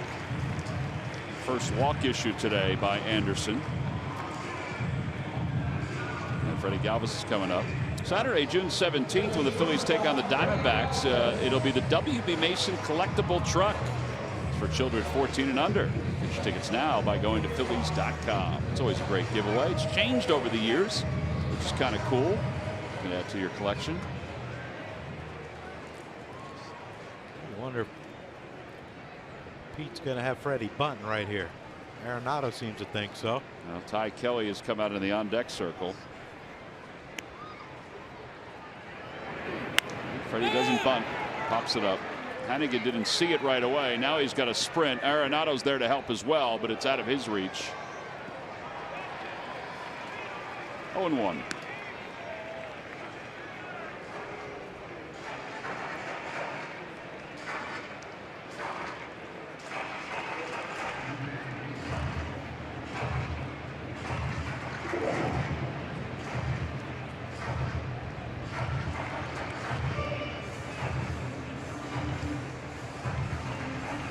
Line drive, ground ball, hard ground ball somewhere. More pop-ups.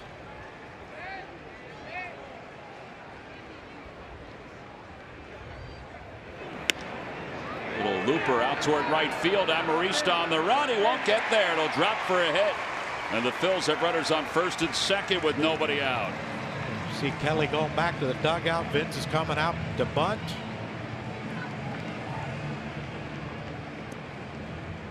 Tough read right there for Cameron Rupp. He did everything he could.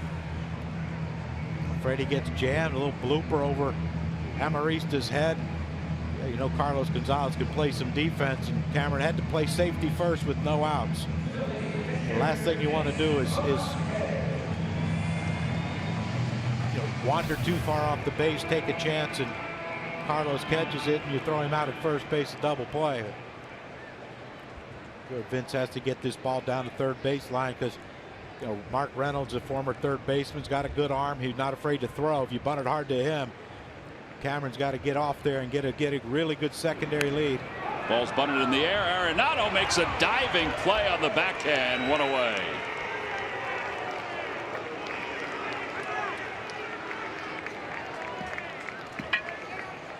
It's part of what we talked about, you know, how good the Rockies have been with their sacrifice bunts and how difficult the Phillies have difficult time they've had. This is our Hyundai defensive play of the game. The guy wins Gold Gloves every year for a reason, and you know, he knew Vince was bunting. He's in there charging hard.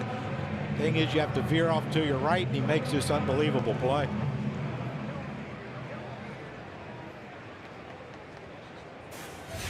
Brought to you by your local Hyundai dealers. So now with one out and runners on first and second, Cesar will be the batter.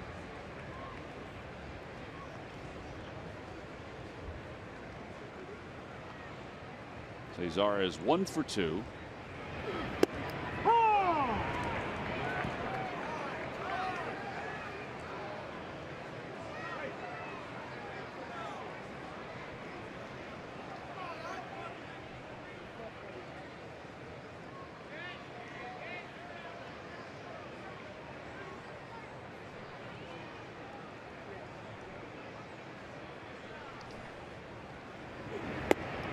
Two.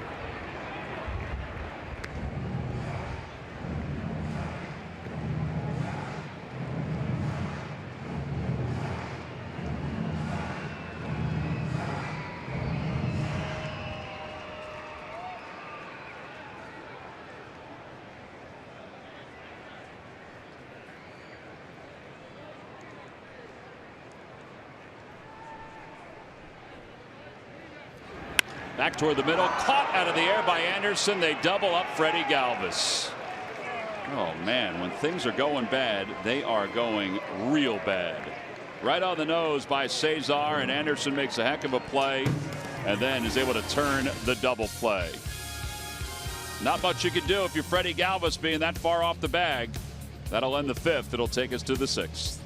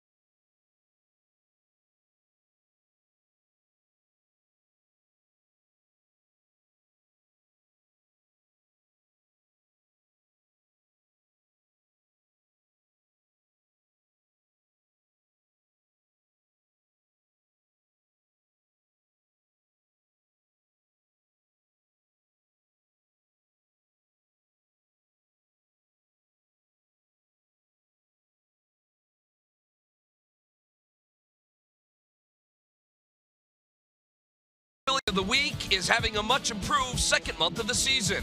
The hard-swinging Phillies first baseman has turned a troubled April into a masterful May, hitting nearly .400 for most of the month.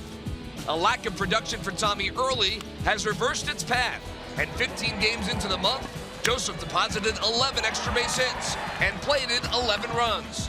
His average is up, his slugging is up, his consistency has returned, and it's brought to you by Independence Blue Cross. Live fearless.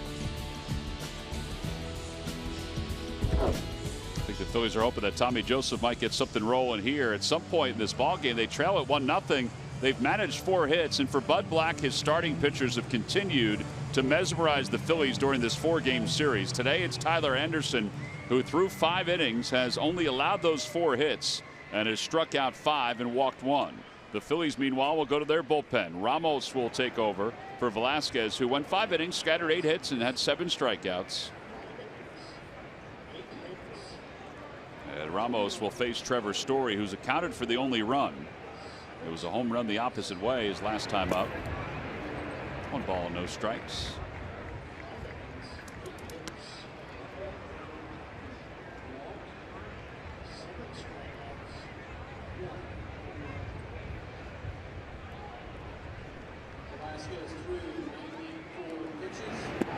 Breaking ball, 2-0. Hey, here's where the bullpen can't let it get away. 1 run's manageable. But the way the Phillies offense is, 3 runs might not be manageable.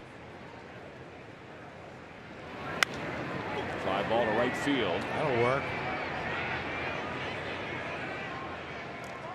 3rd putout for Saunders in the last 2 innings. Tell you what, he has logged some mileage out there on those fly balls. The way the wind has taken everything back. The only run today is our Toyota turning point from Story.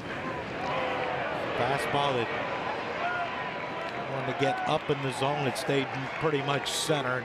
Trevor Story with 27 homers last year. This is a new territory for him to hit him that far.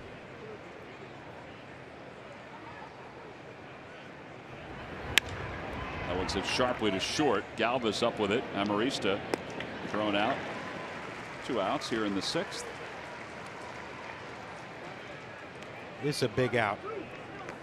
Big out right here. Get Hannigan, the 8th hitter, out. Let the, well, we talked about the pitch count of Tyler Anderson. He's not coming out of the game for a pinch hitter to start the next inning, but you got to let it make him start off, lead off the 7th inning.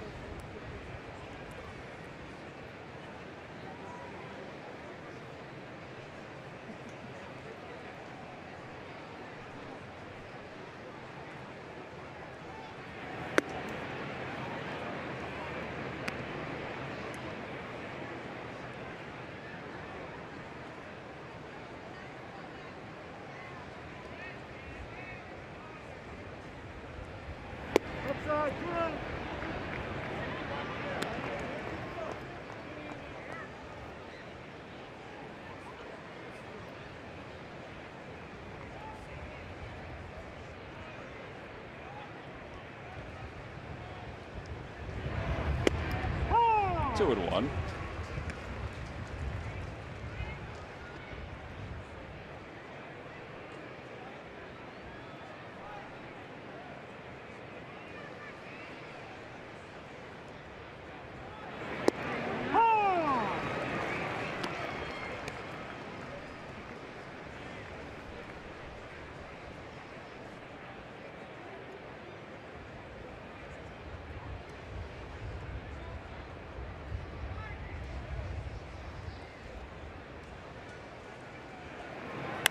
Little floater out towards second base, so it's going to be a 1-2-3 inning for Ramos. Just 9 pitches.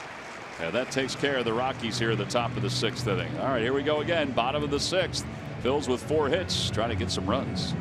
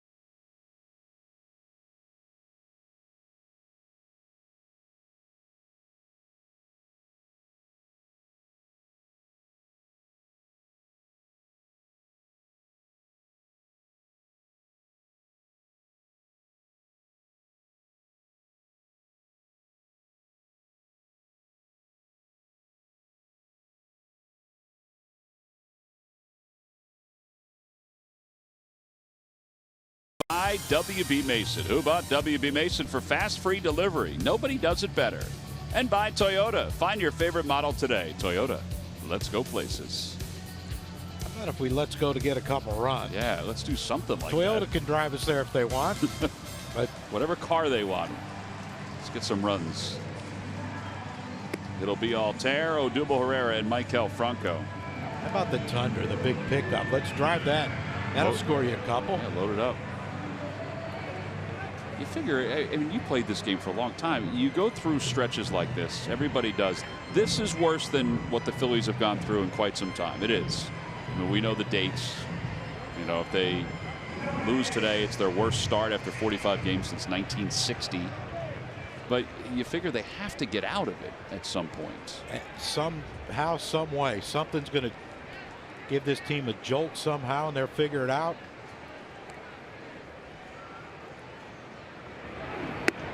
Altair takes. You know, you don't ever want to say. I mean, here's the midseason struggles. Yeah, they've done it in 16 and 15, and now they've done it here. Well, they're consistent, but you want to end that. That's not that good consistency you're looking for.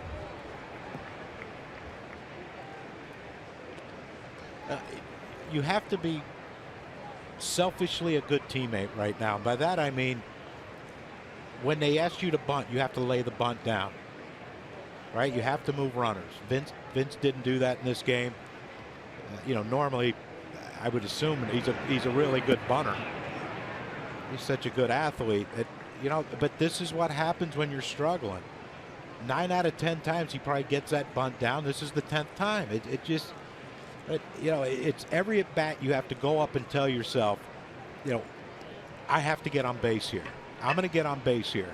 And then tell Odubel, yo, bring me around.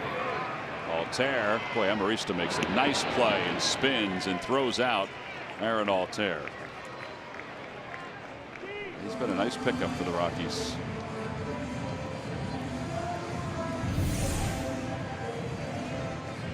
All hit sharply by Aaron Altair, but Amarista, shortstop, second base, doesn't matter. Great range, great arm. Keeps that leadoff hitter off base.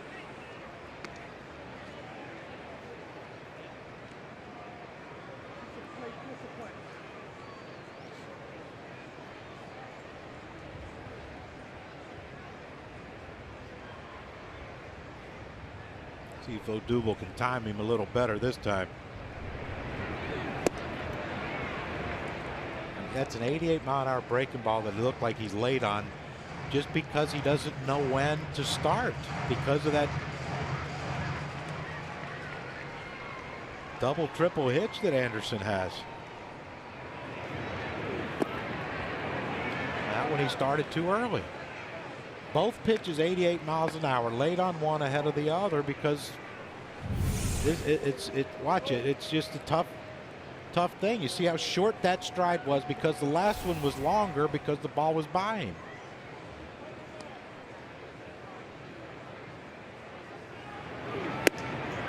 Down on strikes for a third time today.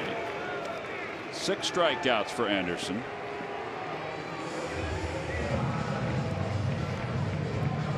Time now for the Jeep Stump the Fans Trivia Quiz answer. Who was the last NL player before Charlie Blackmon in 16 to hit 10 or more leadoff home runs in one season? And it wasn't Jimmy. Wasn't Jimmy, but excellent guess. It was 2007, so it was in that same neighborhood. Tulowitzki? It was not Tulowitzki. Ah, shut up, you buzzer. This guy was, I didn't even give the hint yet. This guy was compared to Rickey Henderson when he played for the same team as Rickey in the American League at one point because of his ability to hit home runs as a leadoff hitter. In 07, he did it with the Cubs.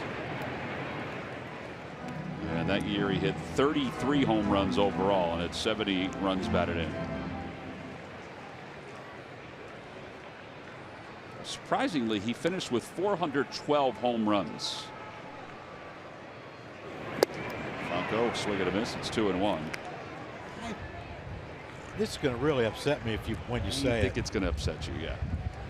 All right, let me give you some of the teams he played for. Yankees, Texas, Washington, Cubs, and Yankees again. Franco is retired on a little bloop. It's going to frustrate you. Oh. 6 in the books. I'm slumping too. We go to the 7th.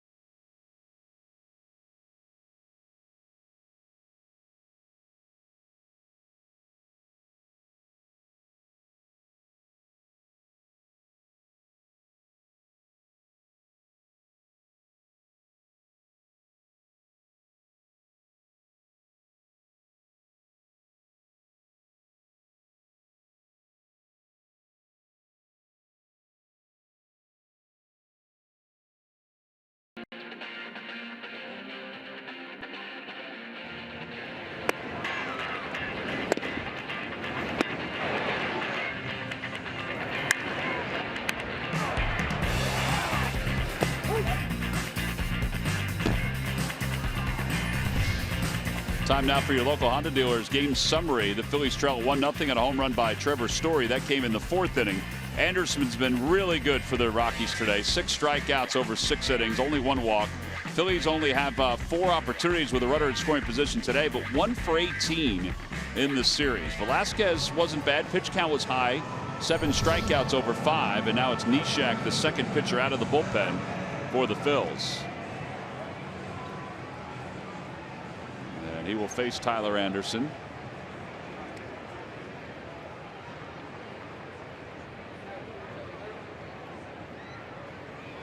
Anderson takes strike one.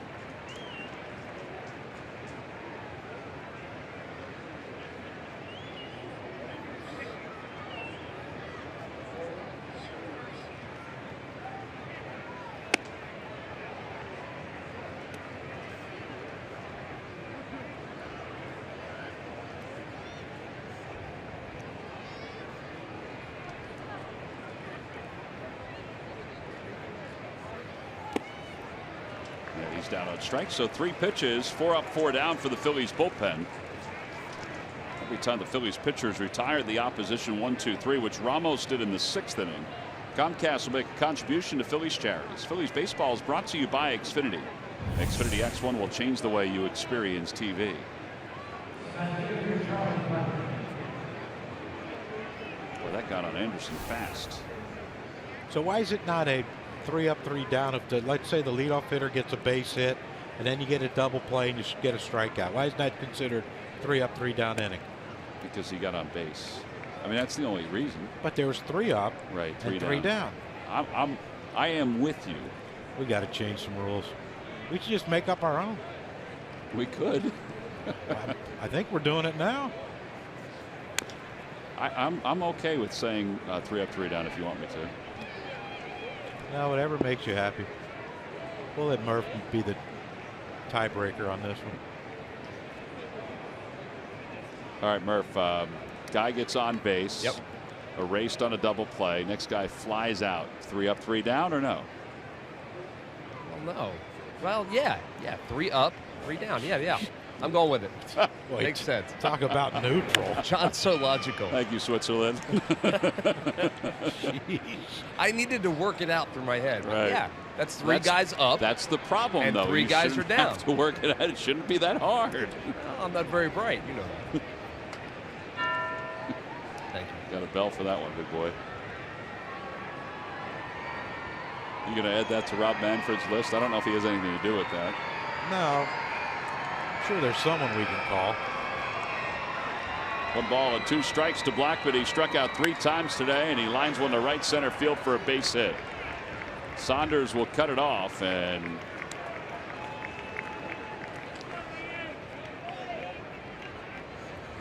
It looked like Neshek tried to quick pitch even. You know, I don't know if that's a quick pitch and throw something slow.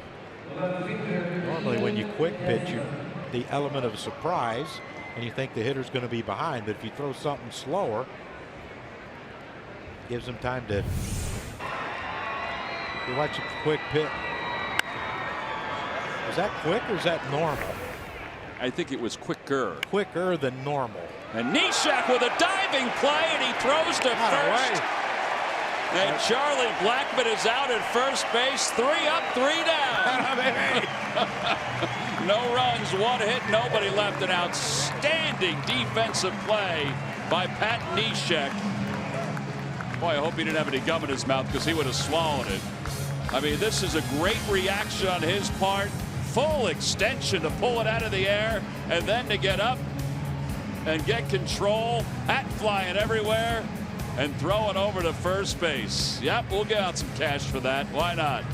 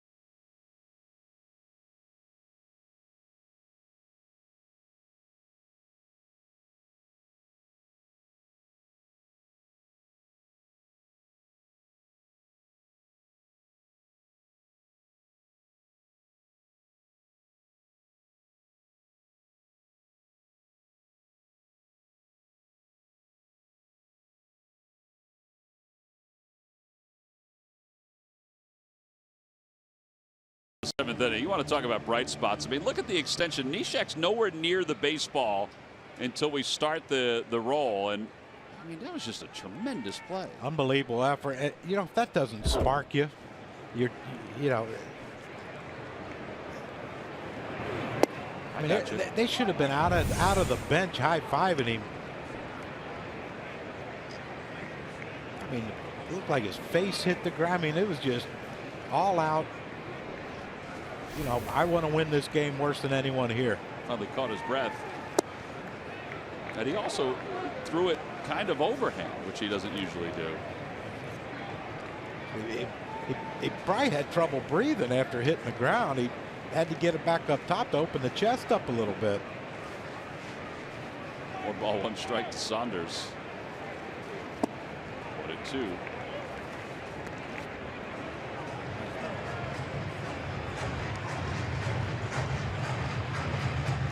Still trying to catch his breath. Heck of a play.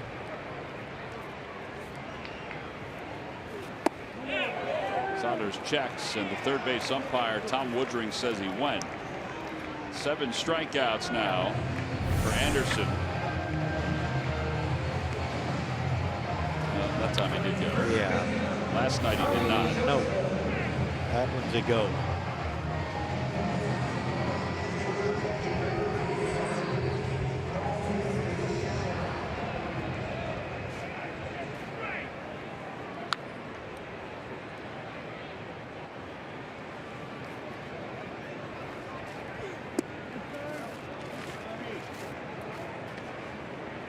Benoit.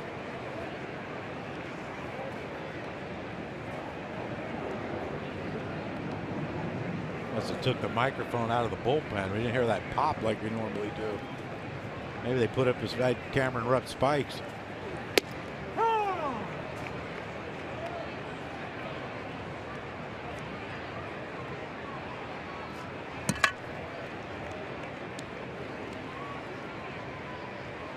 Series, 2 earned runs for the starters and 26 in the third. 2-1.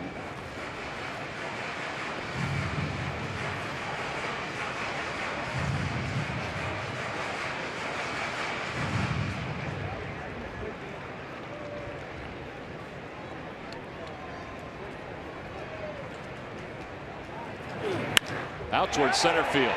On the run is Blackman. Back toward the wall. It is gone!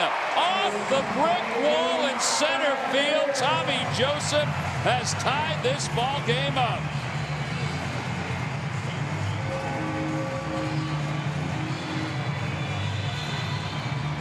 Seventh home run of the year, and he crushed it. Neshek's up and breathing better. And Michael McPartland of Collingswood just won $100 at the McDonald's home run jackpot. You would have to think that the inspiration of Pat Neshek and that great play had something to do with this. I mean, that ball was just absolutely crushed by Tommy Joseph. Dead center field, off the ivy, 428 feet. We need a new tape measure. Follow him up, Cameron. Why not? Takes outside and high, 1-0. Well,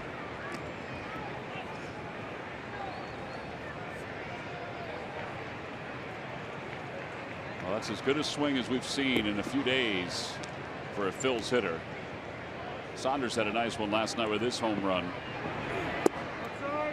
Outside, 2-0. Now, 2-0. Get something you're looking for. Zone it in. Get something you can handle.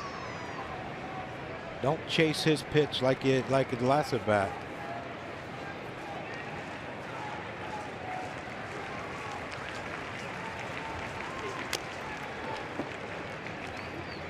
Better swing. More aggressive, yes, very much so. Very economical day so far for Tyler Anderson. Well, let's give him a loss. Let's give him an economical loss.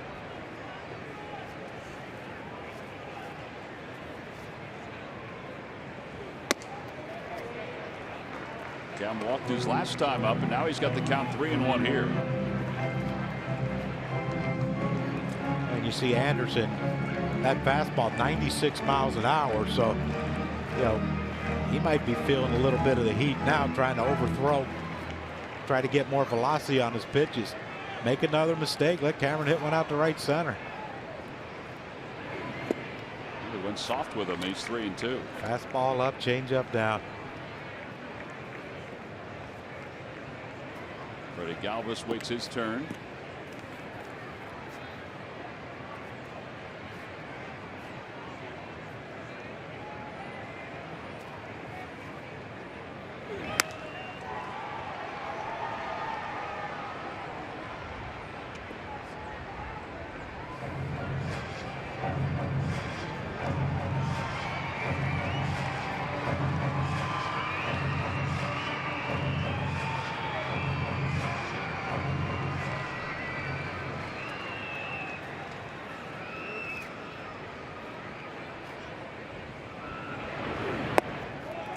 Hey, Cameron. Second walk of the day for Anderson. Both have been against Cameron Rupp. Yeah, that'll bring Freddie Galvis up.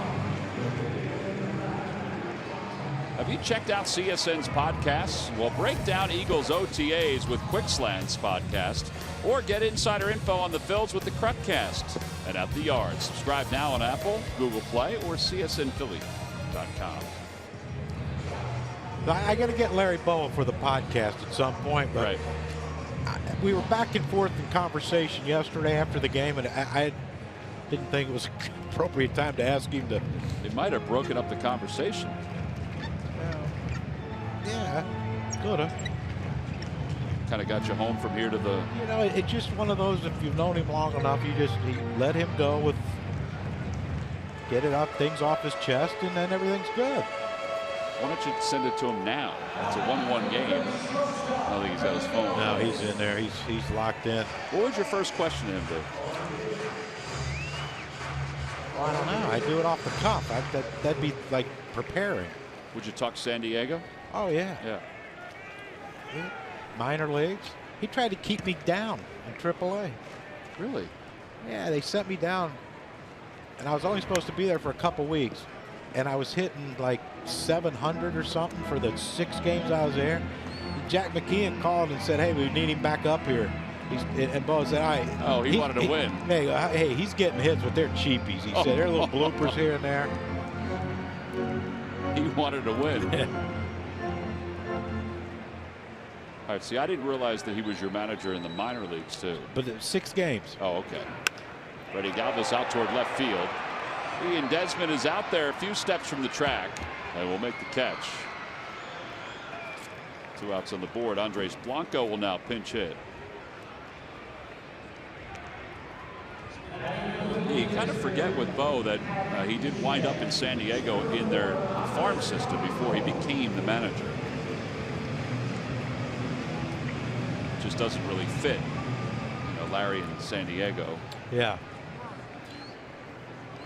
Yeah. My one brother's, it was Larry was his favorite player, and we question his judgment quite often to this day about pretty much everything in life. How does a guy from West Virginia have Larry Bow as his favorite player? Yeah, I don't know. It could have been, the '80 World Series possibly. Okay. But basically the only games we got on TV when we were younger. Get some Pirates games here and there.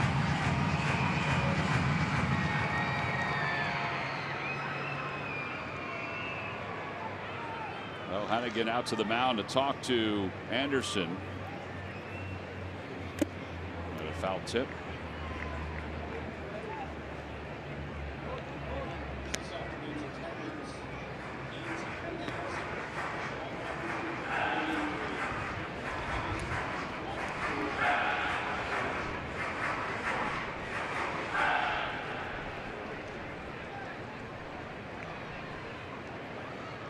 Ball, 1 strike to Blanco. He went around 1-2.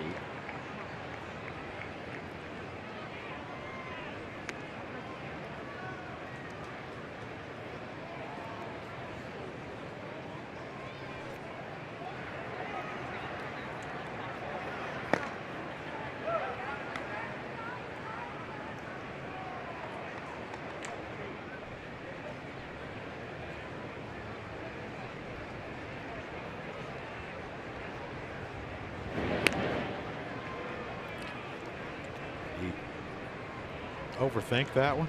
I would think so. All right, so you have your pinch hitter. Step lead off the But you have a pinch hitter up, right? Think about this. Pinch hitter, 2 outs. Where do you think Cameron's going? If he gets caught stealing, you lose your pinch hitter. Over to third. And they'll throw out Blanco. So the inning is over, but the Phillies tie it up thanks to Tommy Joseph as he wallops one to straightaway center field. Well over 420 feet. First run of the day for the Phils. So we played 7. We go to the 8th inning here at Citizens Bank Park. The Phillies and the Rockies tied up at 1.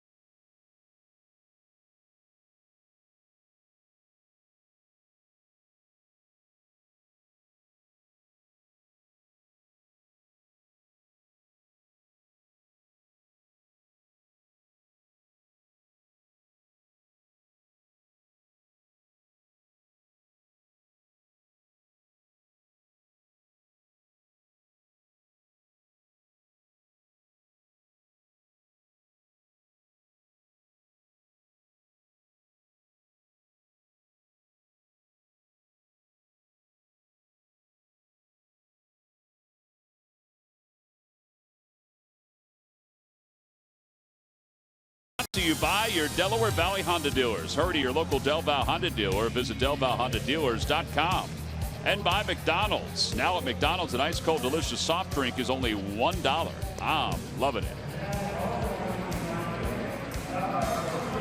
Well, Anderson's day may be done. Bud Black is over having a conversation with him.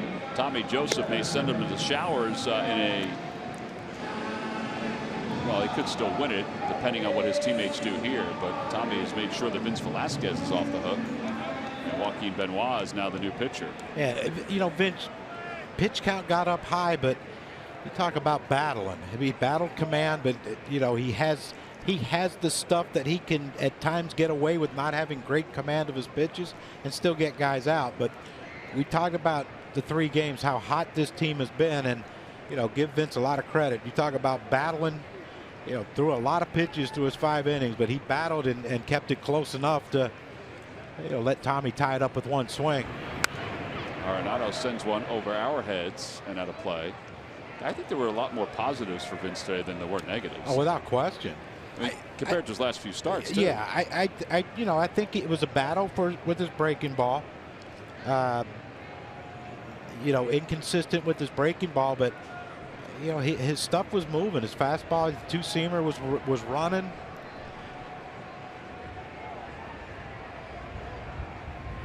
Outside.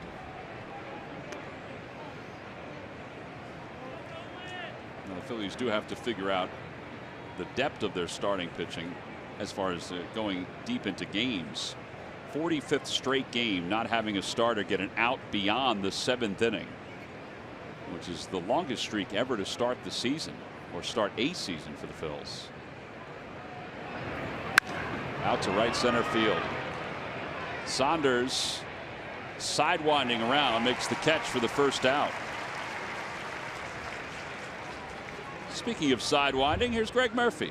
Well, thank you, Tom. It's our time for our unlimited baseball break presented by T-Mobile. Some good news for the Pittsburgh Pirates. From the injury front, they get a guy back on their roster today, Gregory Polanco. First day available for him to come off the disabled list. He said he's feeling 100%, so they have activated him. They sent Danny Ortiz down to AAA, and that is good news for their lineup. They certainly can use him in the middle of the lineup. Not in the starting lineup today, as the Pirates won their game down there in Atlanta 9-4. And also, interesting story down in D.C. Top of the 6th inning, and the Mariners were trailing the Washington Nationals today 2-0. When something you don't see very often anymore, Scott Service, their manager, goes out, argues balls and strikes, and gets thrown out of the game. Now, this comes one day after he told his team that he wanted to see a little more intensity, a little more urgency from them. Well, 2 batters later, Nelson Cruz, 3-run home run. They go up 3-2. They end up winning that game 4-2. So maybe Scott Service getting his team a little fired up, much like Pat Neshek right here with his fiery antics out by home plate. They get the win down today in Washington, guys. Yeah, I like it. Yeah, me too. Get them fired up a little bit, and you don't see that often anymore managers arguing anything. Yeah, about the only thing you can get thrown out for is balls and strikes. That's it. Because you can't argue if a play, well, you can, but you'll be immediately thrown out. But there's nothing that happens if you argue a replay.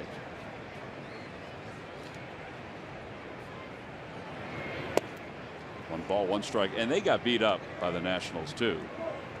They gave up 10 runs in the one game, I think it was.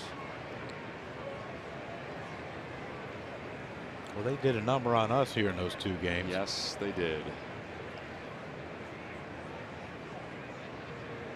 1-1 pitch to Reynolds.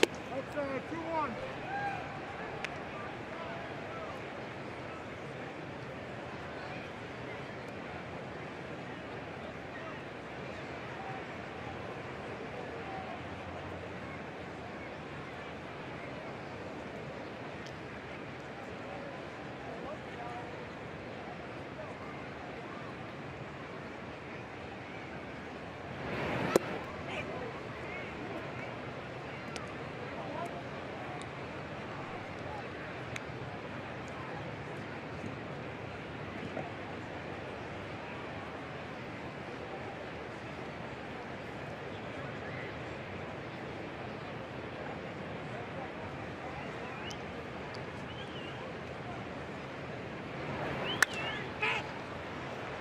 Out to shallow center field. Freddie Galvis backpedaling.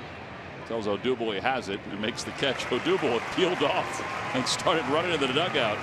It is a 1-2-3 8th inning, the traditional way. Up to the bottom of the 8th inning here in Philly.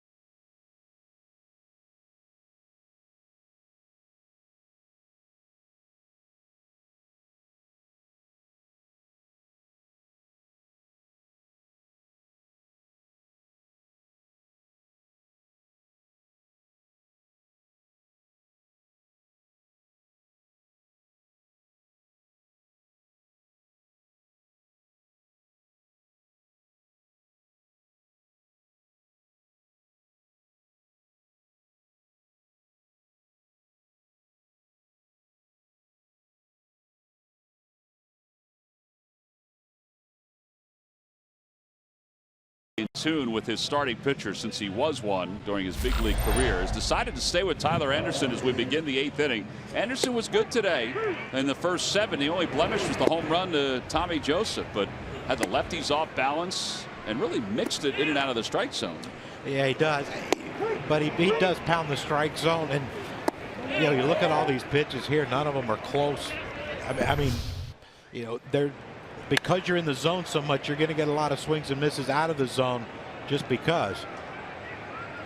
Wasn't caught well out there, was it? By a seat, but fortunately it went right past the heads of 2 young participants, because that would have been dangerous. 100 pitches now for Anderson.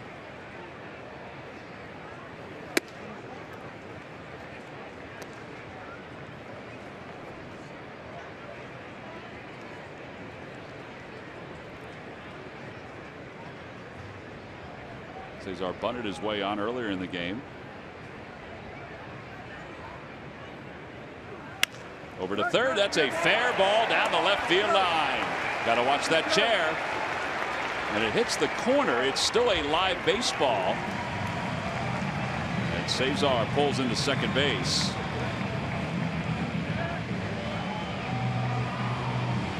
And a leadoff double for Cesar Hernandez. And Bud Black is already out toward the chalk line at third base. So he is heading out. Third base umpire Tom Woodring didn't signal ground rule double. The ball did look like it hit the chair. Wouldn't have mattered anyway. Cesar would have been at second. So Anderson's day is done. The Phillies will get to the bullpen. Take a look one more time. Hits the wall and the chair. It's double-double. Double-double. Phillies will take it. Leadoff batters in scoring position. We'll be back after this.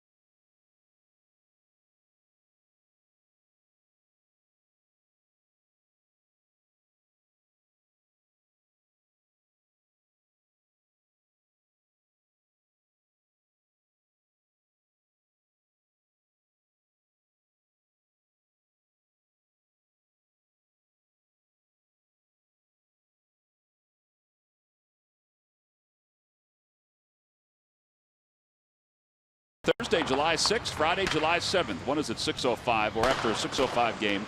The other after a 6:35 game. It is the best holiday fireworks show in the city. Get your tickets now by going to Phillies.com. Adam Ottavino is the new pitcher for the Rockies. He'll take over for Anderson, who gives up the leadoff double. And here's Altair, 0 for 3 today.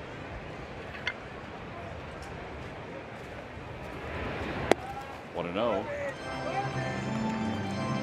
You know what you're going to get if you're Aaron Altair. It's going to be slider, slider, slider. But you have to do anything you can. 8th inning, do anything you can to get this runner over.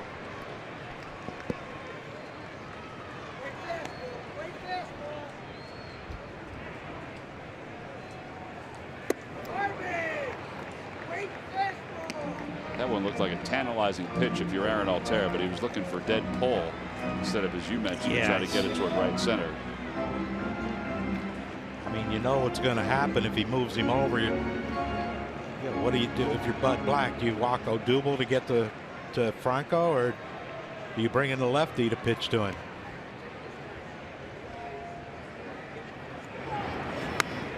Fouls it back.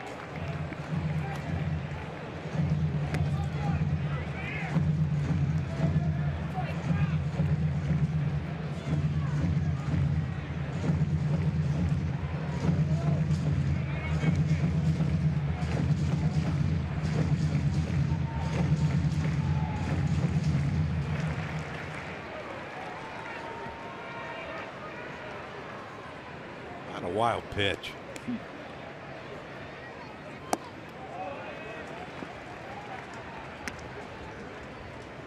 This guy really does have a lot of movement on his pitches.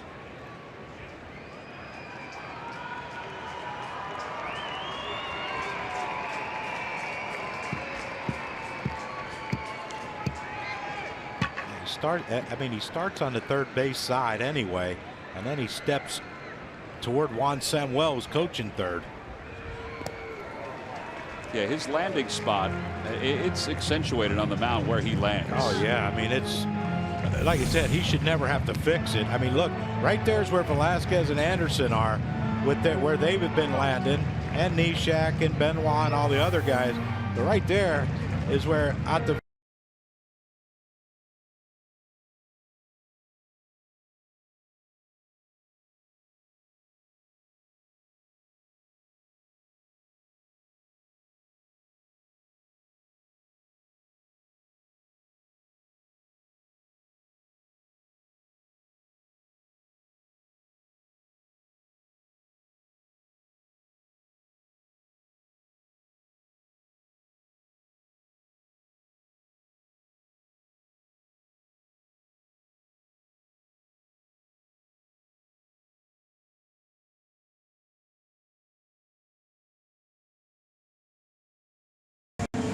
Here is Odubel. All right, is Odubel bunting here?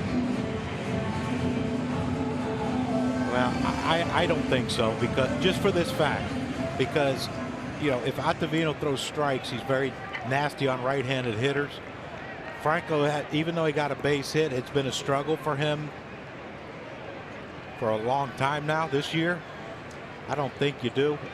You're going to have Reynolds, looks like he's going to crash, and Arenado looks like they're expecting him to bunt, but I just don't think he will.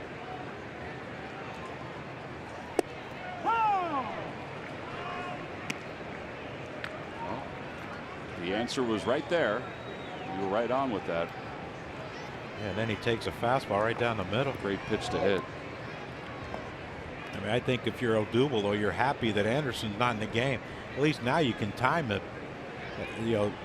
Ottavino, because he doesn't do anything besides step across his body. He doesn't throw across his body. He doesn't really do anything to fool you. Outside, 1 ball, 1 strike.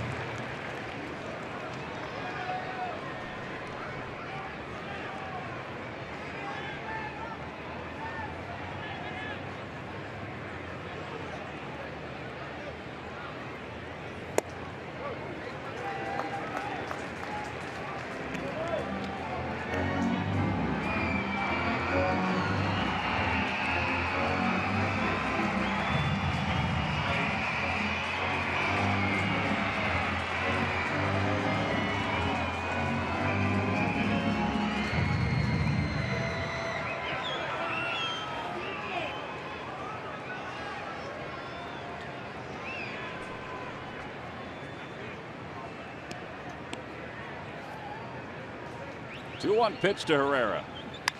And he lines it foul over the tarp down the left field line. 2-2.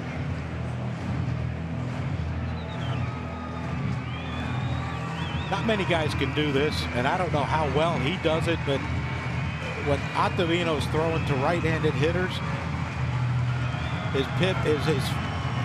foot that's in contact with the rubber is on the third base side.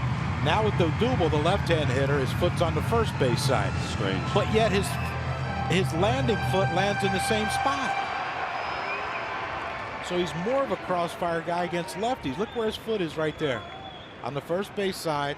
But when he lands in the same spot as he does when he's on the third base side. It's a long step. I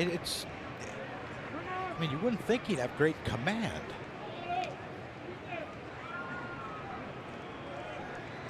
I mean, right here's where he lands. Here's where everyone else was, right in here. But it doesn't matter if it's from which side. It's the same spot. With the dirt. Ball landed about 3 feet from home plate. And it's full 3-2. I think you could be a pitching coach for him just by the fact of where he lands. Now look where he's been landing right here, but which way this one was? He came up short. Well, what happens to the pitch? He bounced it. I mean, that was kind of like pure dirt right there where he stepped. No one's been stepping there all day. It is odd. It's you do not see it. Well, Duble should get something good here to hit, you would think. But if he wants to walk, you let him. Yeah, pass it on to Franco with nobody out. Here in the bottom of the 8th inning, the Phils tied at 1. Swing and a miss, so Duble just got himself out. He has struck out for the 4th time today. So 1 out, runners on 1st and 2nd. And here's Maikel Franco. This is going to be a test for Maikel. A guy like Ottavino.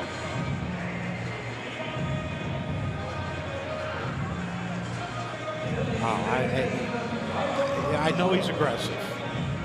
And we know he cares about winning and losing. But I mean, that pitch wasn't a strike at all anywhere. It left his hand a ball.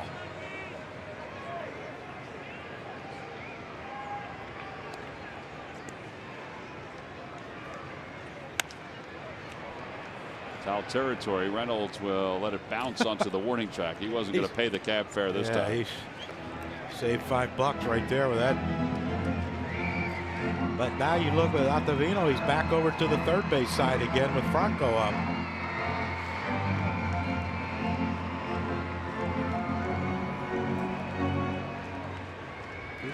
Look at where he is with the right-handed hitter. Have you ever seen a guy switch to? I have never seen that. Now maybe I'm not looking at it as closely, but you can usually see a drastic switch like that from hitter to hitter.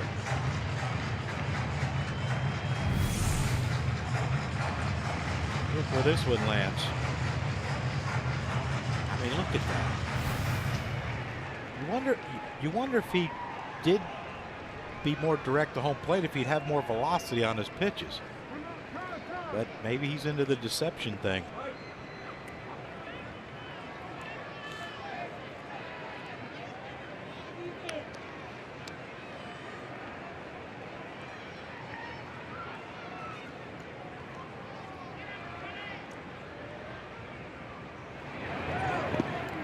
Two and one, ball in the dirt. Hannigan, man, he's blocking everything. He had multiple opportunities for a wild pitch, and Hannigan's just thwarting those ideas. But this is an at-bat where 3-4 games ago, Franco would have swung at one of those. At least now he's, you know, at least for these last 2 pitches, he has not swung at them.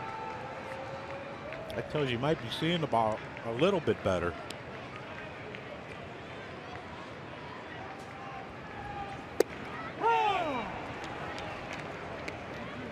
'95.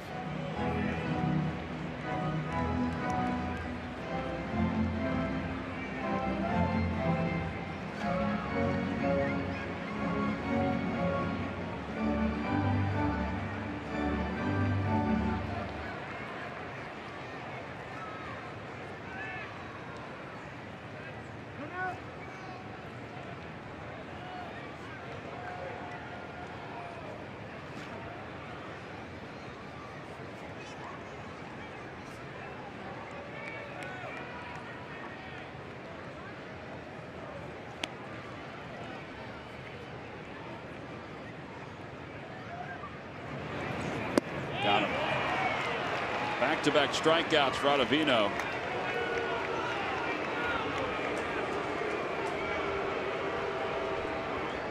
There are 2 outs here in the 8th inning.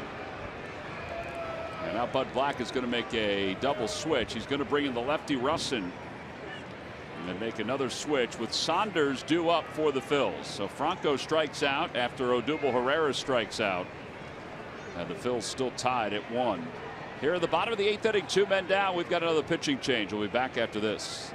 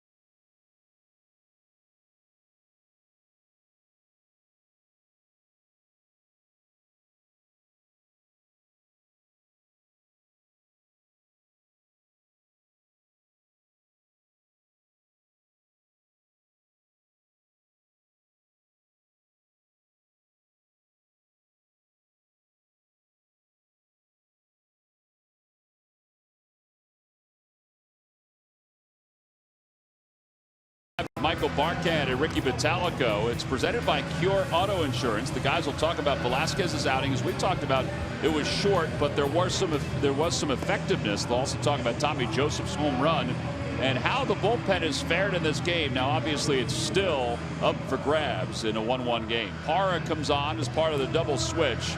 Moving from left field to first base is Ian Desmond, so Mark Reynolds is done. And the new pitcher is Chris Russin, who is 2-0 with an ERA just over 2. Lefty's hitting just $167 against him.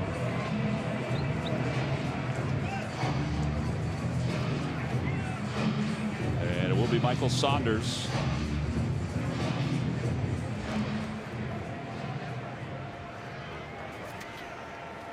Phillies have 2 switch hitters on the bench, and then the lefty Brock Stassi.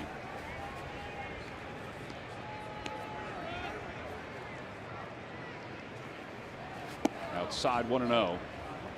Rockies don't have anybody else warming up in their bullpen, so if Saunders can find his way on, it'll be the righty Tommy Joseph that will face Chris Russin.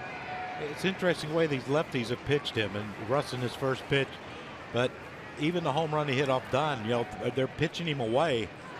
Let's hope Michael can get out there and get another one. So the ground ball to the right side, and Amarista's up with it. So the Phils get the first 2 batters aboard, but do not score. A double and a walk. They're able to get out of it, and Anderson will leave with a no decision as we go to the bottom of the 8th, or top of the 9th.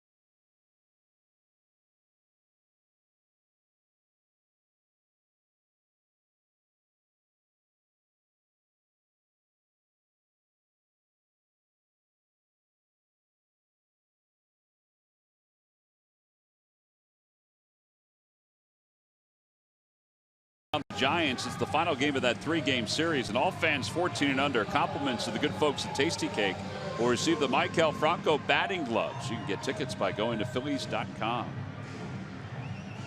Well, we're on to the top of the 9th inning here at Citizens Bank Park in a 1-1 game. Hector Neris will be the new pitcher for the Phils. Neris will face Trevor Story, Marista, and Ryan Hannigan. The pitcher spot has Gerardo Parra in it. That's the number 4 spot. So far, so good for the Phils bullpen. They've allowed 1 hit and faced the minimum in 3 innings in relief of Vince Velasquez.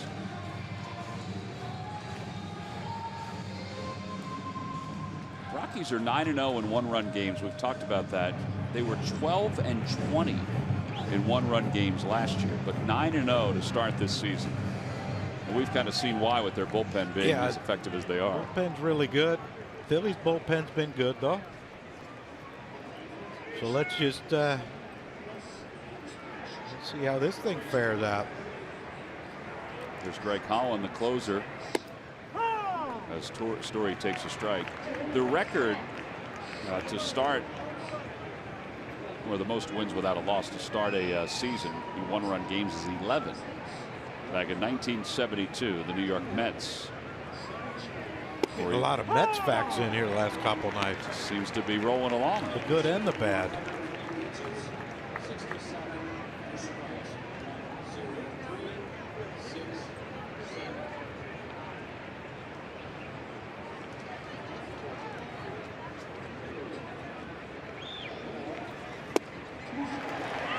So Story's down on strikes. Pretty good split by Hector.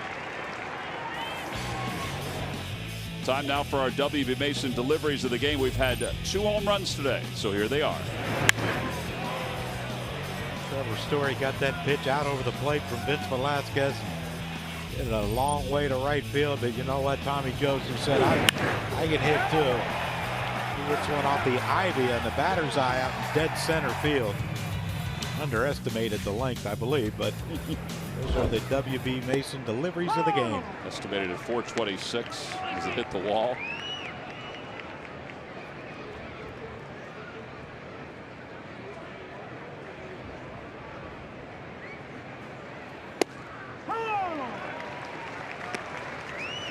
Ron Culp is getting louder as the game's going on.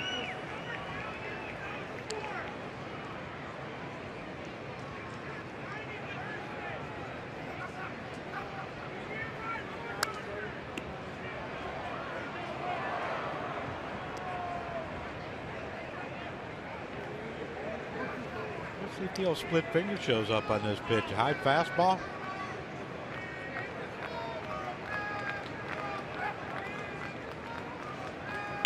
Off the hands.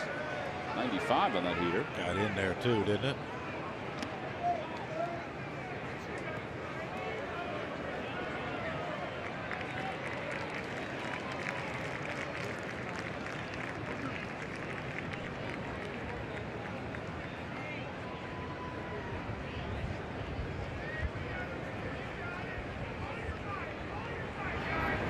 Broken back, ground ball to third. 2 outs.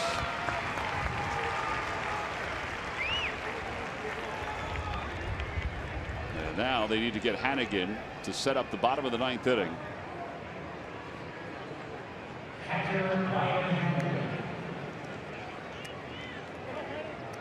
Phillies are 0 for 6 with runners in scoring position today. The Rockies 0 for 5 with runners in scoring position today. I should say 0 for 7 for the Phils.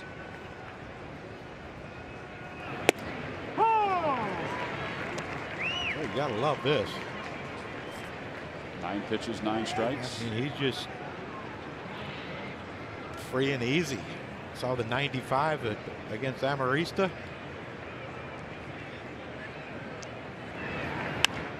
Tapper right back to the mound. Hector's got it. He'll just take it right over to the bag.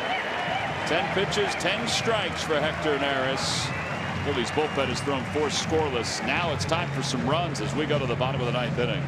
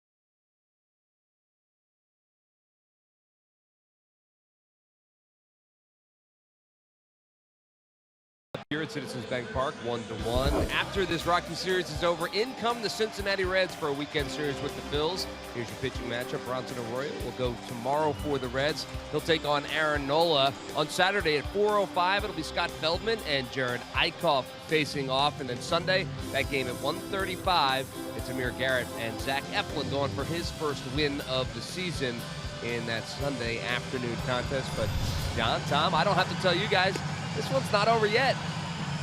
No, it's not. It's a 1-1 game, Earth. That's my point. Go to the bottom of the 9th inning.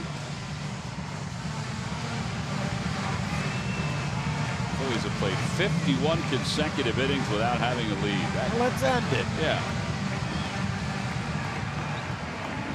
Put a smile on that guy's face.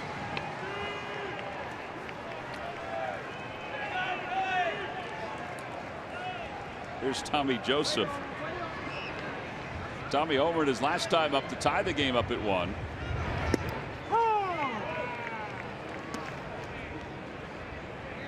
Tommy does have the pop to win this game with 1 swing. Yeah, but that's the thing you don't want. Right. I mean, you would love to see a home run, but over swinging, trying to hit one. Ground ball to shortstop. Story's up with it. All right, so now Cameron Rupp with 1 away.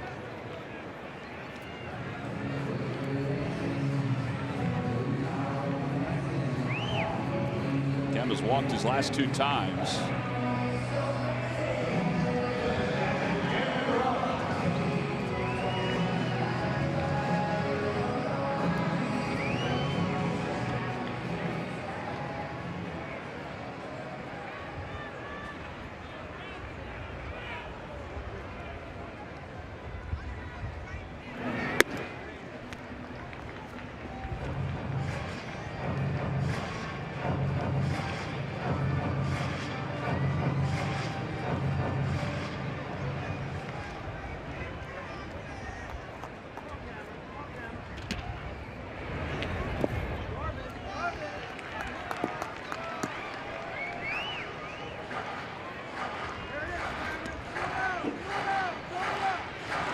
Garcia in the bullpen.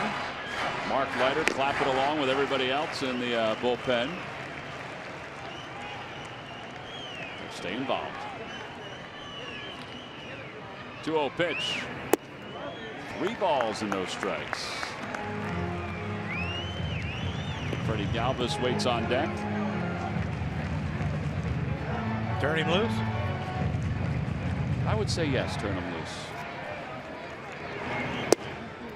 Does not swing. Ball 4. Walk 3 times. Run for it. You can put Knapp in. Knapp is faster.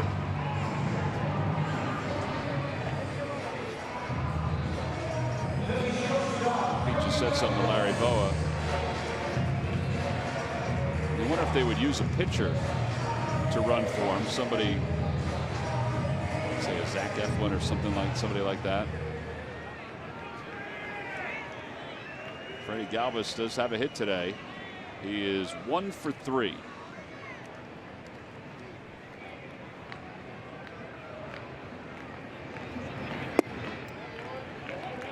Five straight out of the strike zone. I guess the thought is they're going to wait and see if Rupp gets into scoring position before they pinch run for him. Yeah, and the last thing you'd want is Freddie to hit one in a gap, a big gap in left center field, and Cameron not be able to score.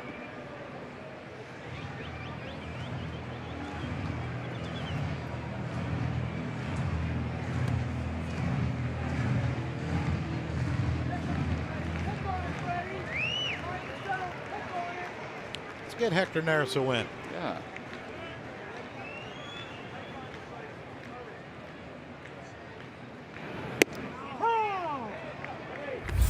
Well, Freddie back on May 7th.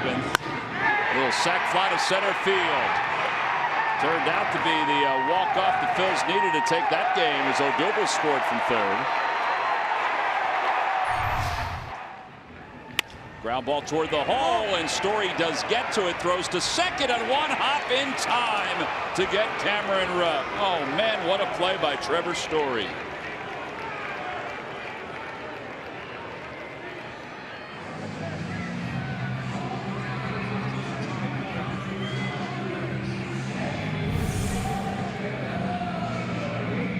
Trevor Story ranging far to his right. That quick hop, and that's a great throw. That 1 hop was because it was a long hop and let Amarista get out there and stretch a little bit to get Cameron Rupp. You look at the stretch by Amarista, smart play. That's why the managers get paid them big bucks, you know. Well, now Ty Kelly to pinch hit for Hector Neris.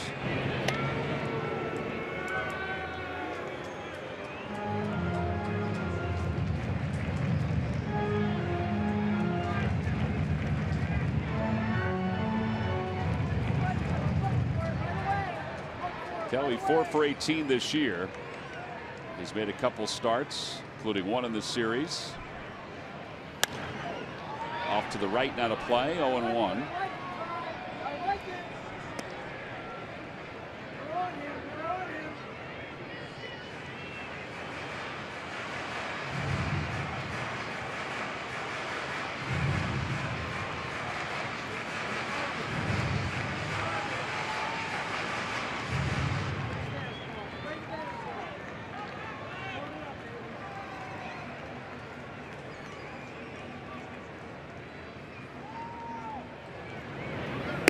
Up and away, 1 ball, 1 strike to Kelly.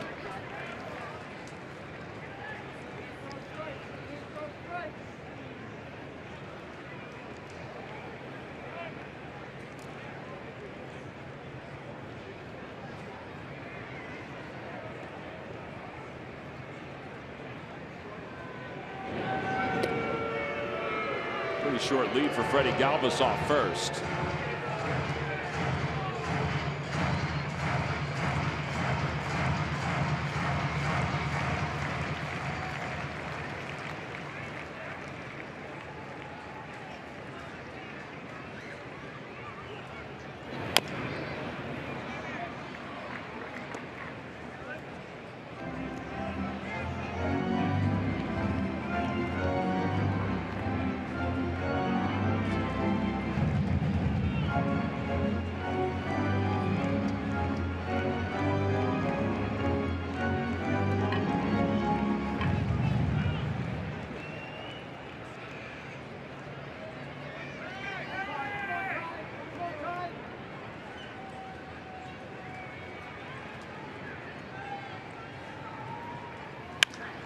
Bouncer foul just past Juan Samuel.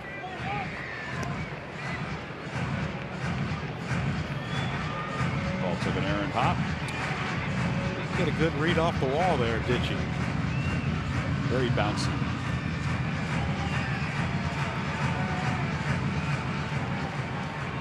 All right, so Freddie leads off first. Got to get himself a good secondary lead.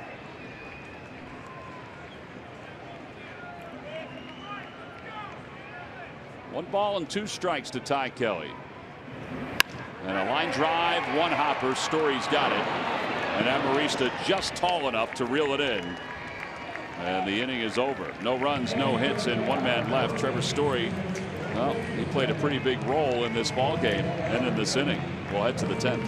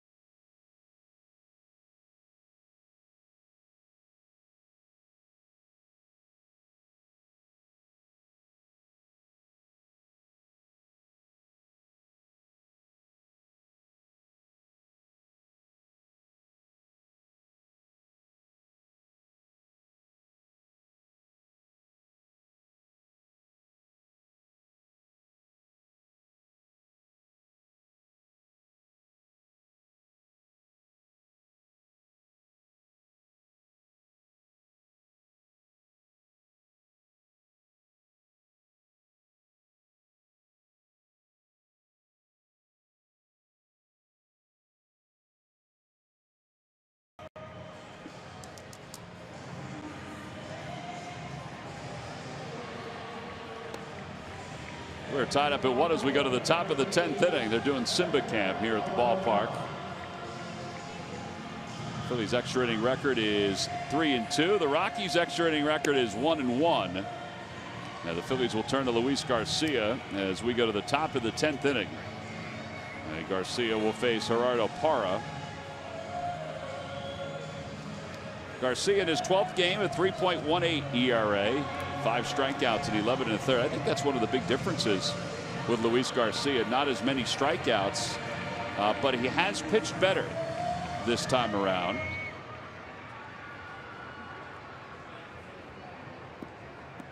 Well, not the easiest parts of the lineup for him to get through here either, with Parra, then Blackman and Desmond. Parra was put in as part of a double switch, hitting .264 with 5 home runs, 18 runs batted in. And just in case someone gets on, Nolan Arenado, who hit a home run off Garcia on Monday night. Parra takes way inside. 98 miles an hour from Garcia. Parra in this series does have a home run. He has 3 RBIs. 3 for 9, or 3 for 10, I should say, in this series. 1 ball, no strikes to him.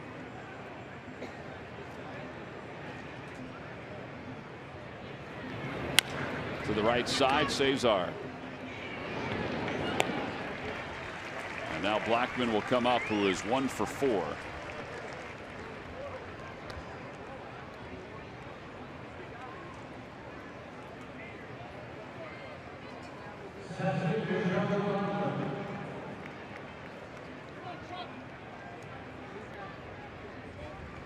Phillies bullpen of the series, 14 in the 3rd inning so far.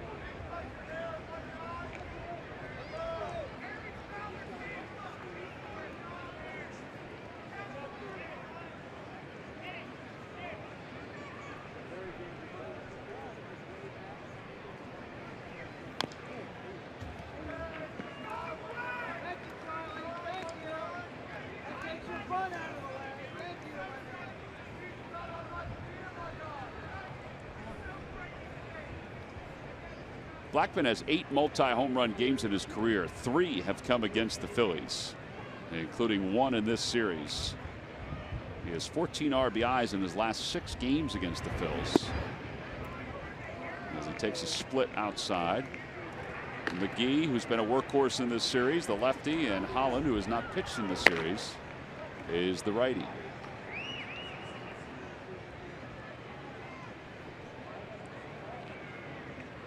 One ball, 1 strike.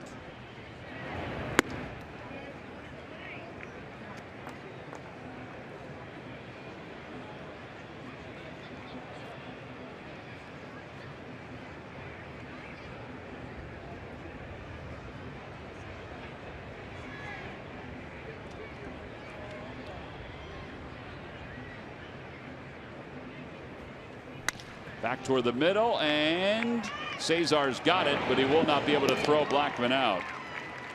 Yeah, that's his 2nd hit. So after starting 0 for 3 with 3 strikeouts, he now has a hit in his last 2 at bats.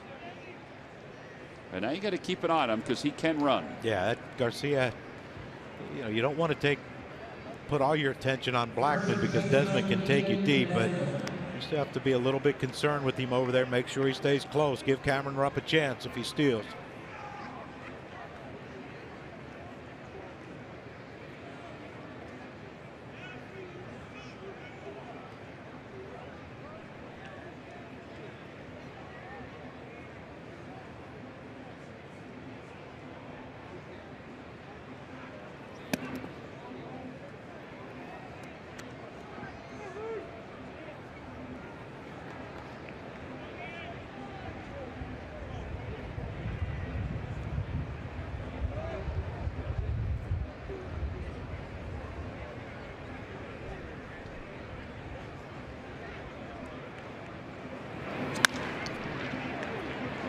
Play off the right field line. Tommy Joseph tries to run it down. It's 1 ball and 1 strike to Ian Desmond.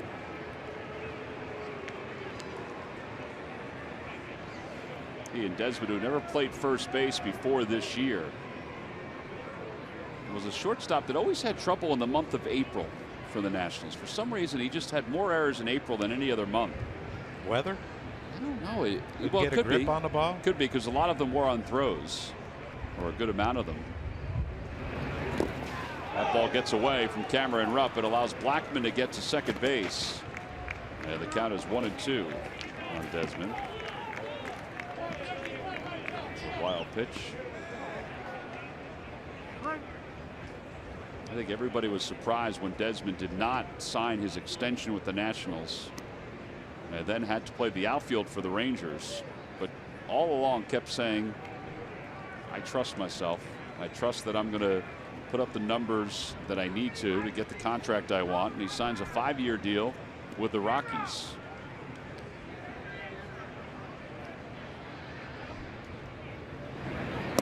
Outside.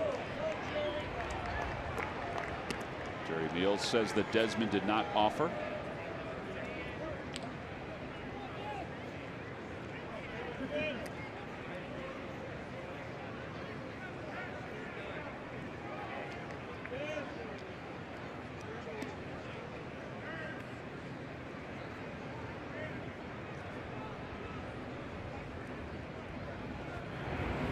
Ground ball to shortstop toward the hole. Galvis has it, throws on the run in time. That's a fine play. Both shortstops have really locked it in today, haven't they? Mm-hmm.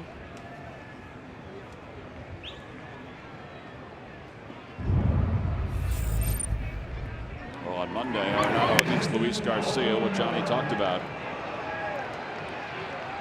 He had not had a good day at the plate up until that swing. Yeah, it was not a typical Nolan Arenado. You know, he might go 0 for 4, but 2 balls are going to get scorched. He was 0 for 4, I think, with nothing being hit hard. Well, his first at bat, he hit a hard line drive to left field, and then he did one about 1.5 miles, made up for it.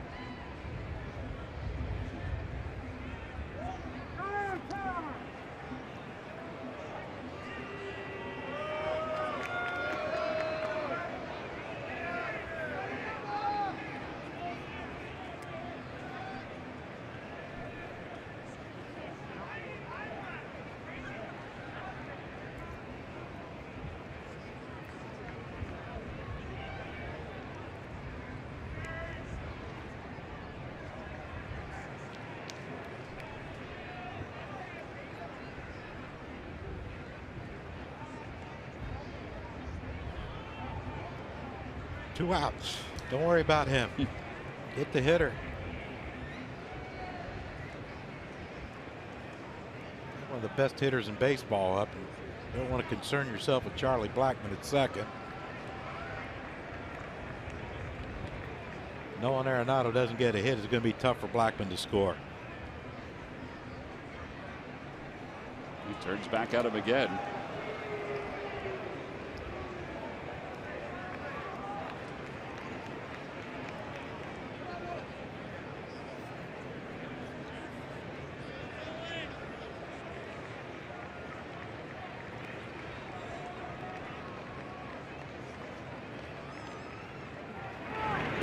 The dirt gets away from Cameron again, and Blackmon will go to third base.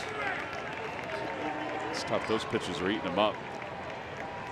So now he's 90 feet away, and since he's thrown 2 wild pitches, you have to be concerned if you're Rupp about another one.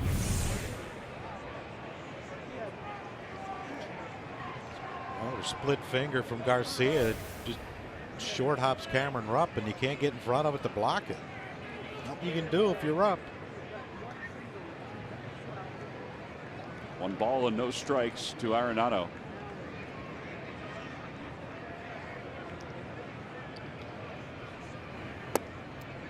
Two 2-0. Garcia was wondering where that pitch was. 2 balls, no strikes.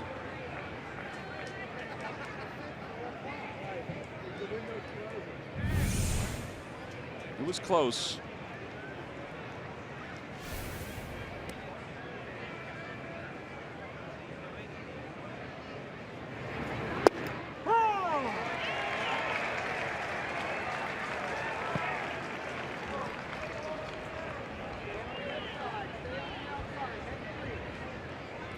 He was taken. That was. And he was taken. Yeah. In the dirt. Good job that time. Cam kept it close. 3-1.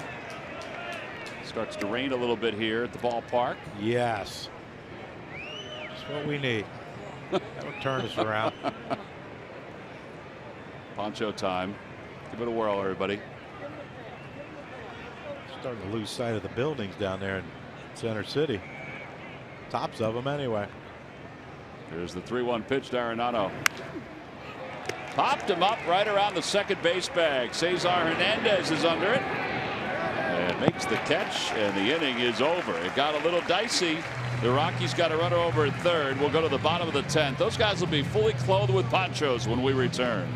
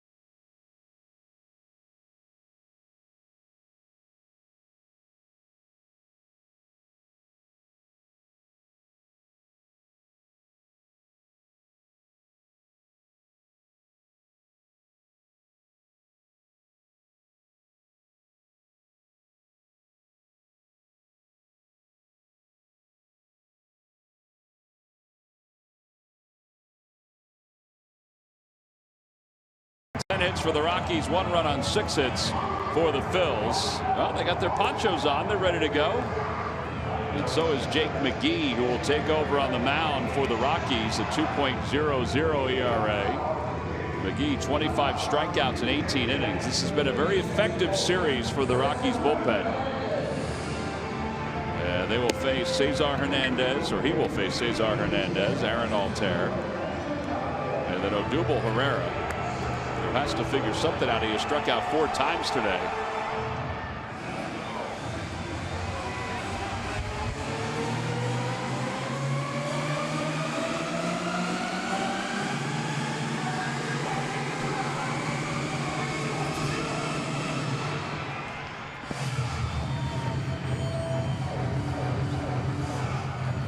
Cesar has 2 hits, including a double his last time up.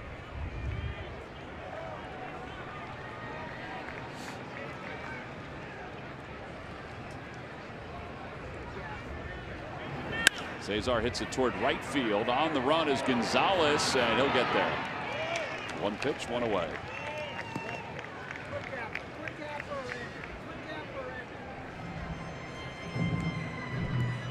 All right, so now Altair. Phillies have Jenmar Gomez warming up at the bullpen.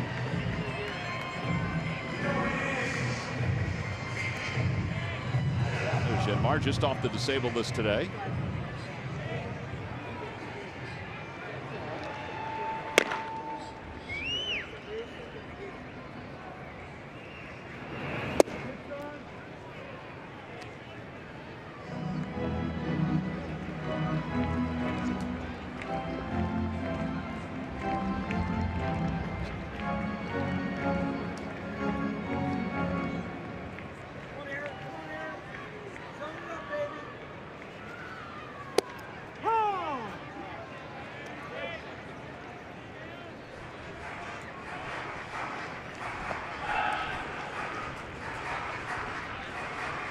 Your approach in this situation? Do you take a strike? No. Your pitcher will be warmed up. It's not like a starting pitcher where you have to give him rest. You know, let him catch his breath. I mean, Jenmar. I mean, is Garcia coming back out? Nope. No. I'm saying take a pitch to try to get him, let's say, into a hitter's count. Oh yeah. I mean, every at bat you want to get into a hitter's count. I mean, McGee loves his fastball. He throws it a lot. I mean, if I think right now, if I'm Altair, I'm cheating on the fastball. 3 balls and 1 strike.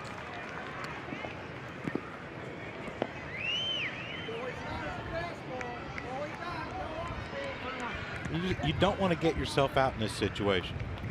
I know Odubel's not been very good today, and Franco, after his first at bat, he hasn't been very good. But you know, at some point, you gotta trust that they're going to come through.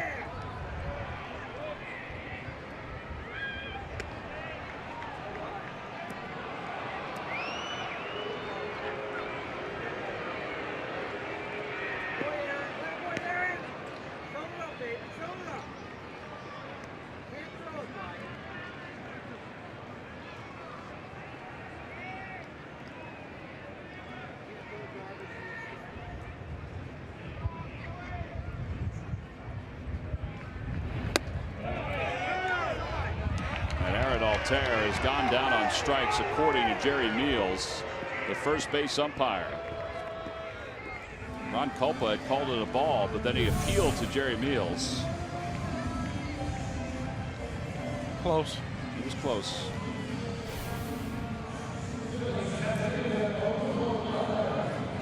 So Altair strikes out.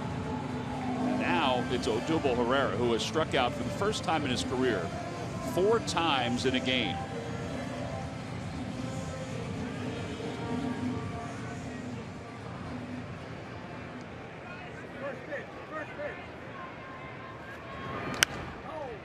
Swings at the first pitch and fouls it back.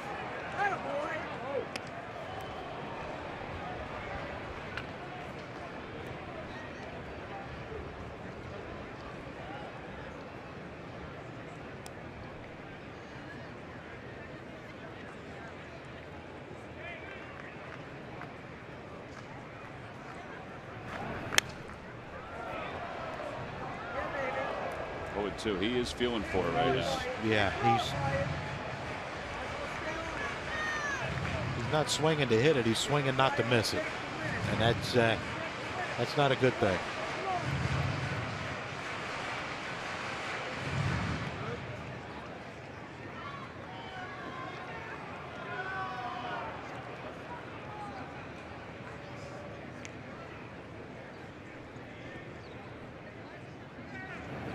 Odubel strikes out for the 5th time this afternoon. You're going to go a long time before you see that again, not only for him, but for any player in the Phillies uniform. A 1-2-3 10th will go to the 11th inning. It is a 1-run game.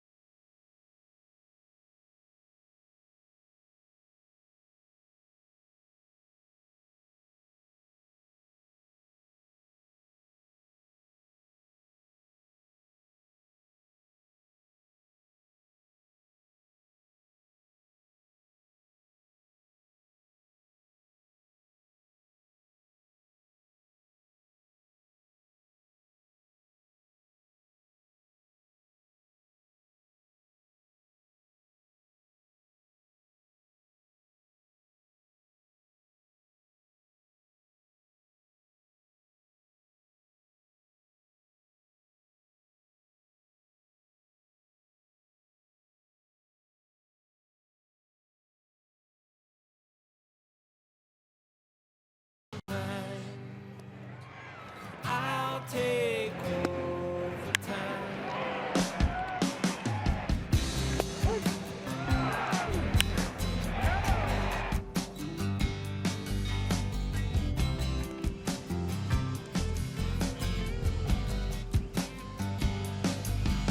I don't know what the Fanatic was doing, but it looked dangerous for Troy. We go to the top of the 11th inning. We're tied up at 1. Odubel Herrera has struck out 5 times in today's game. There's Jenmar Gomez. He'll take over here in the top of the 11th inning. A 7.94 ERA, just off the disabled list after an elbow strain. Last Philly to strike out 5 times in a game was Roman Quinn last year. He did it in 6 at-bats. He had a hit in one of his at-bats. Ryan Howard has done it. Pat Burrell did it in 2008. He's only the 9th player to strike out 5 times in a game in a Phillies uniform. Dick Allen's done it. Dutch has done it. Larry Heisel. Scott Rowland. As Carlos Gonzalez takes low. So he's in good company. Got some good company, yeah. I don't know if anybody wants to join that company. No. He's not alone today, though. The Phillies have managed 6 hits. They have 1 run in 10 innings. 2-0 to Carlos Gonzalez. There's a lot of thinking going on in those defenders' heads right now. Very good. Genmar's got to be careful. And, you know, Mark Reynolds is out of the game. DJ LeMahieu's going to hit in his spot with the double switch. Reynolds came out. But Carlos Gonzalez, this is a guy you got to be careful with.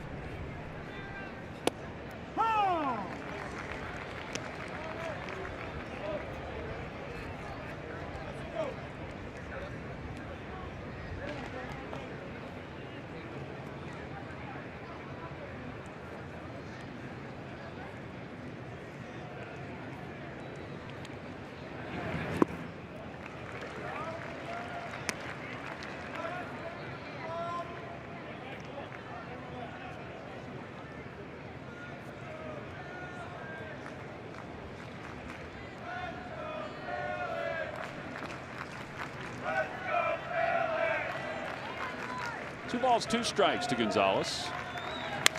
Bouncer to the right side. Cesar backs up on it. Throws out Carlos Gonzalez. Ooh. And DJ LeMahieu will pinch hit. That's big. That is big. You think about it, though, after the 3rd inning, the Rockies haven't done much offensively either since the 3rd inning yesterday. Yeah. The Rockies have 3 hits since their run today, but you're right. Since the 3rd inning yesterday, we held them down. Mm-hmm. Silver lining, John. I'm a positive person. LeMahieu off the hands. 2 outs. It's a good sign for Genmar, isn't it, to get those ground balls? Had a roll over from Carlos Gonzalez, and then he jams DJ LeMahieu for a weak ground ball to Cesar.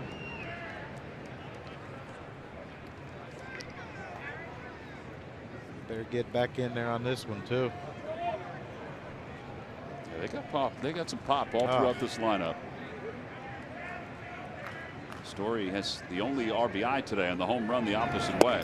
A little movement on that sinker, and it's 0-1. Phillies in their half of the 11th. Franco, Saunders, and Joseph. Yeah, they're hoping it's a tie game, 1-1.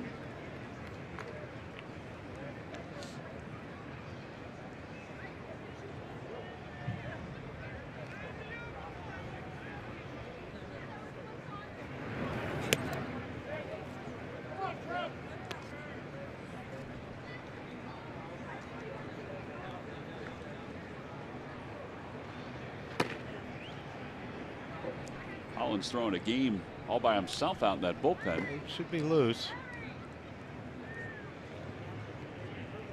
Oberg is the other one warming up.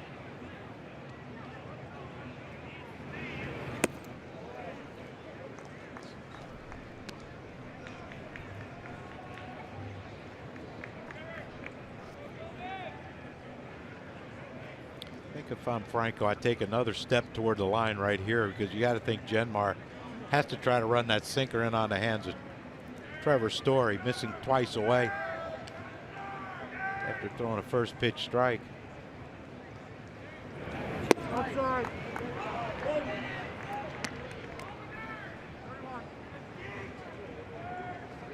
Now you got to be extra careful. Franco took a half step back.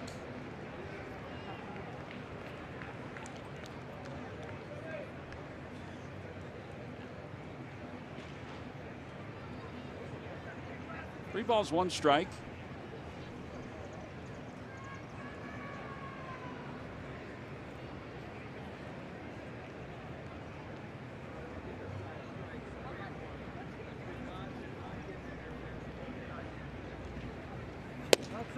And ball 4.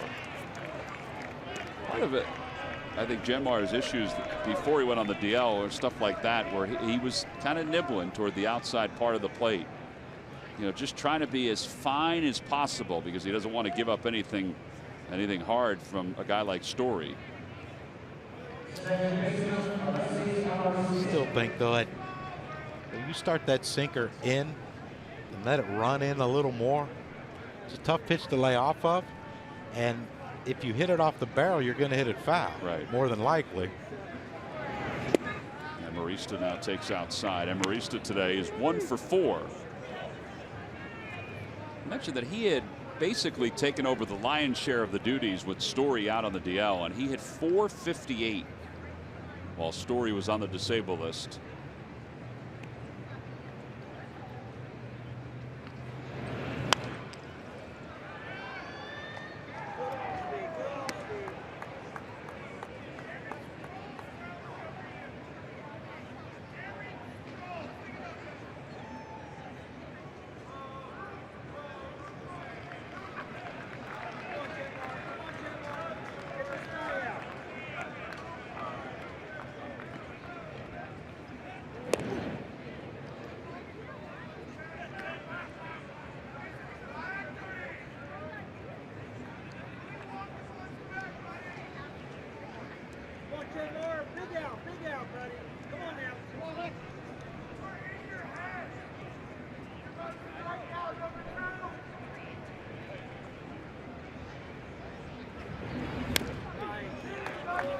Ball got a piece of rub.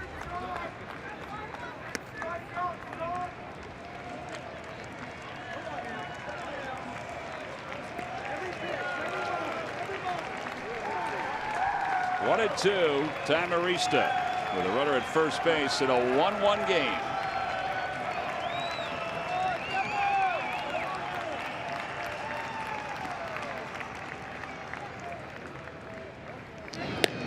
Toss over. Story is a very short lead.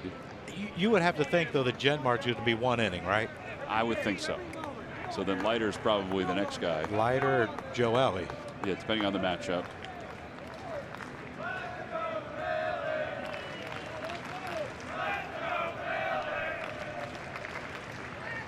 Got away.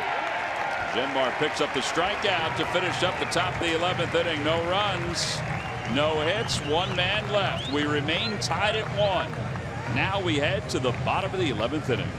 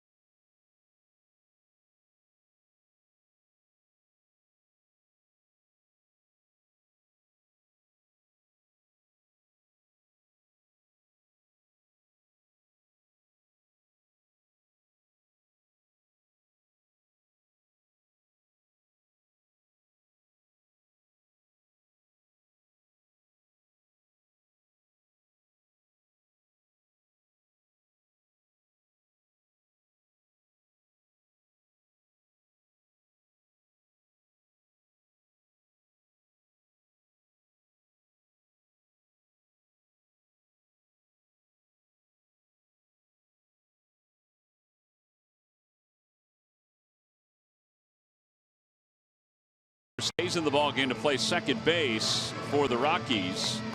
So Amarista's afternoon is complete. Scott Oberg will take over on the mound. Second game he's pitched in this series. 18 strikeouts and 18 in the third, but he has allowed 28 base runners. So we go to the bottom of the 11th inning. The Phillies and the Rockies tied up at 1. It'll be Maikel Franco to lead it off. Franco, Saunders, Joseph. Those are the scheduled hitters. Phillies have Andrew Knapp and Brock Stassi available on the bench.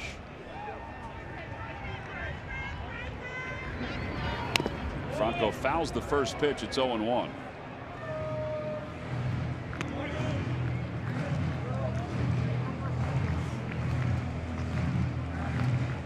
Franco had a single his first at bat, a single to right center field. They don't have the same shift on that they had on then. They're pretty much playing straight away up in the infield. A little different setup in the outfield. And it's 0-2.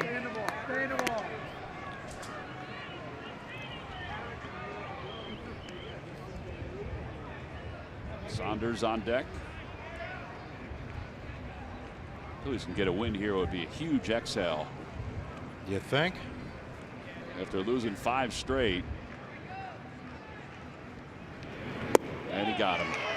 3 straight strikeouts for Rockies pitching. Second time that Franco has gone down. And here comes Saunders.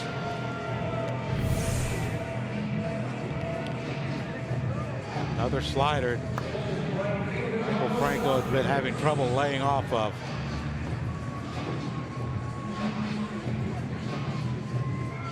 Promising start with that single in his first at bat. Yeah, first pitch though. First pitch fastball, wasn't it? And after that, it was okay. Scouting report says he'll chase.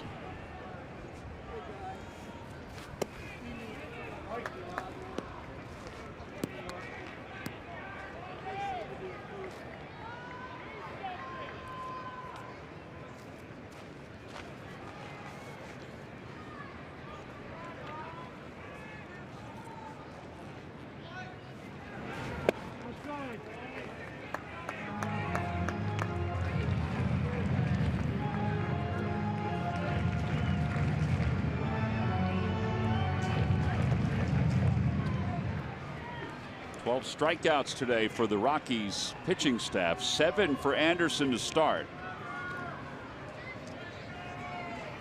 Broken back ground ball foul. Oh, kindling all littered all around the first base line.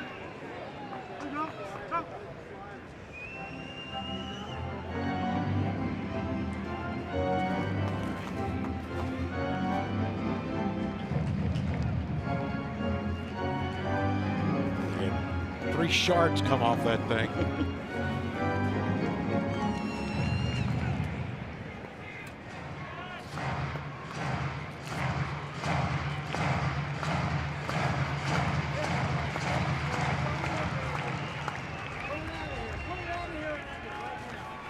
Two balls, 1 strike. Another foul ball, and it's 2-2.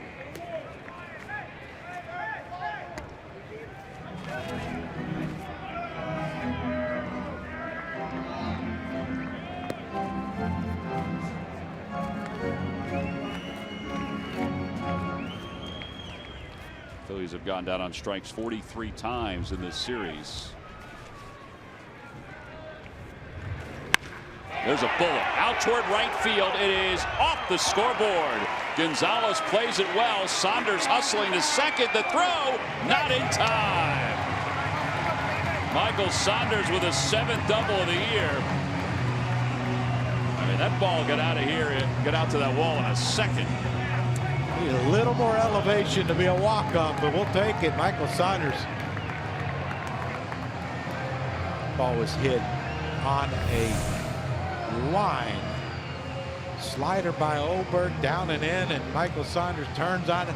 I think initially he thought he might have got it, and then you saw him just kick it into gear because Carlos Gonzalez played it perfectly off the wall. Great arm into second base. Story, great short hop tag, but watch Michael Saunders play umpire right there. All right, so Tommy Joseph, the batter. And Tommy lines one into right center field, a base hit. Saunders around third, heading for home, and the ball is kicked by Blackmon, and the Phillies have won a ball game. They won it by a final score of 2-1 as Tommy Joseph walks it off here in the bottom of the 11th inning. And now they can exhale.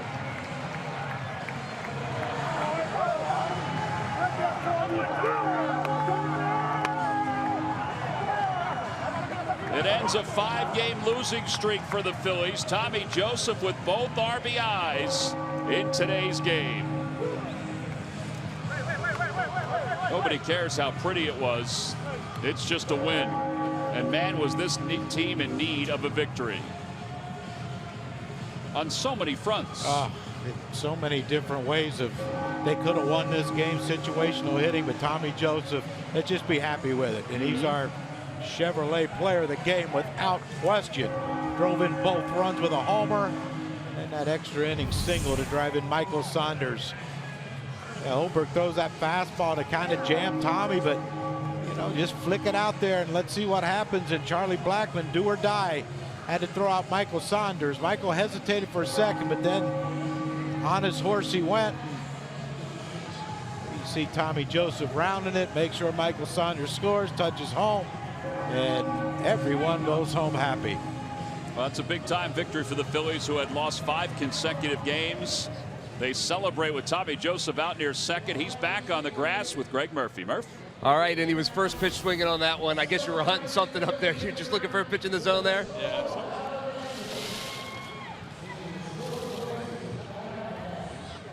That's a tough fellow right there. Yeah. Do your best here.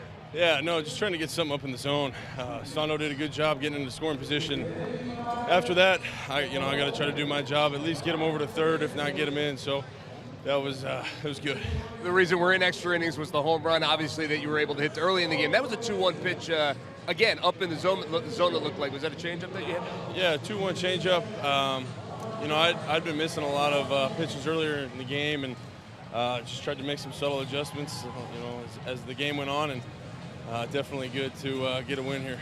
Yeah, and talk about that, because this team obviously needed a win in a worst way, and you're able to do that. It's one win, but can you build on it? How do you build on it? Yeah, I think you can always build on wins. You can always build on positive vibes, positive atmosphere, and today's a good start.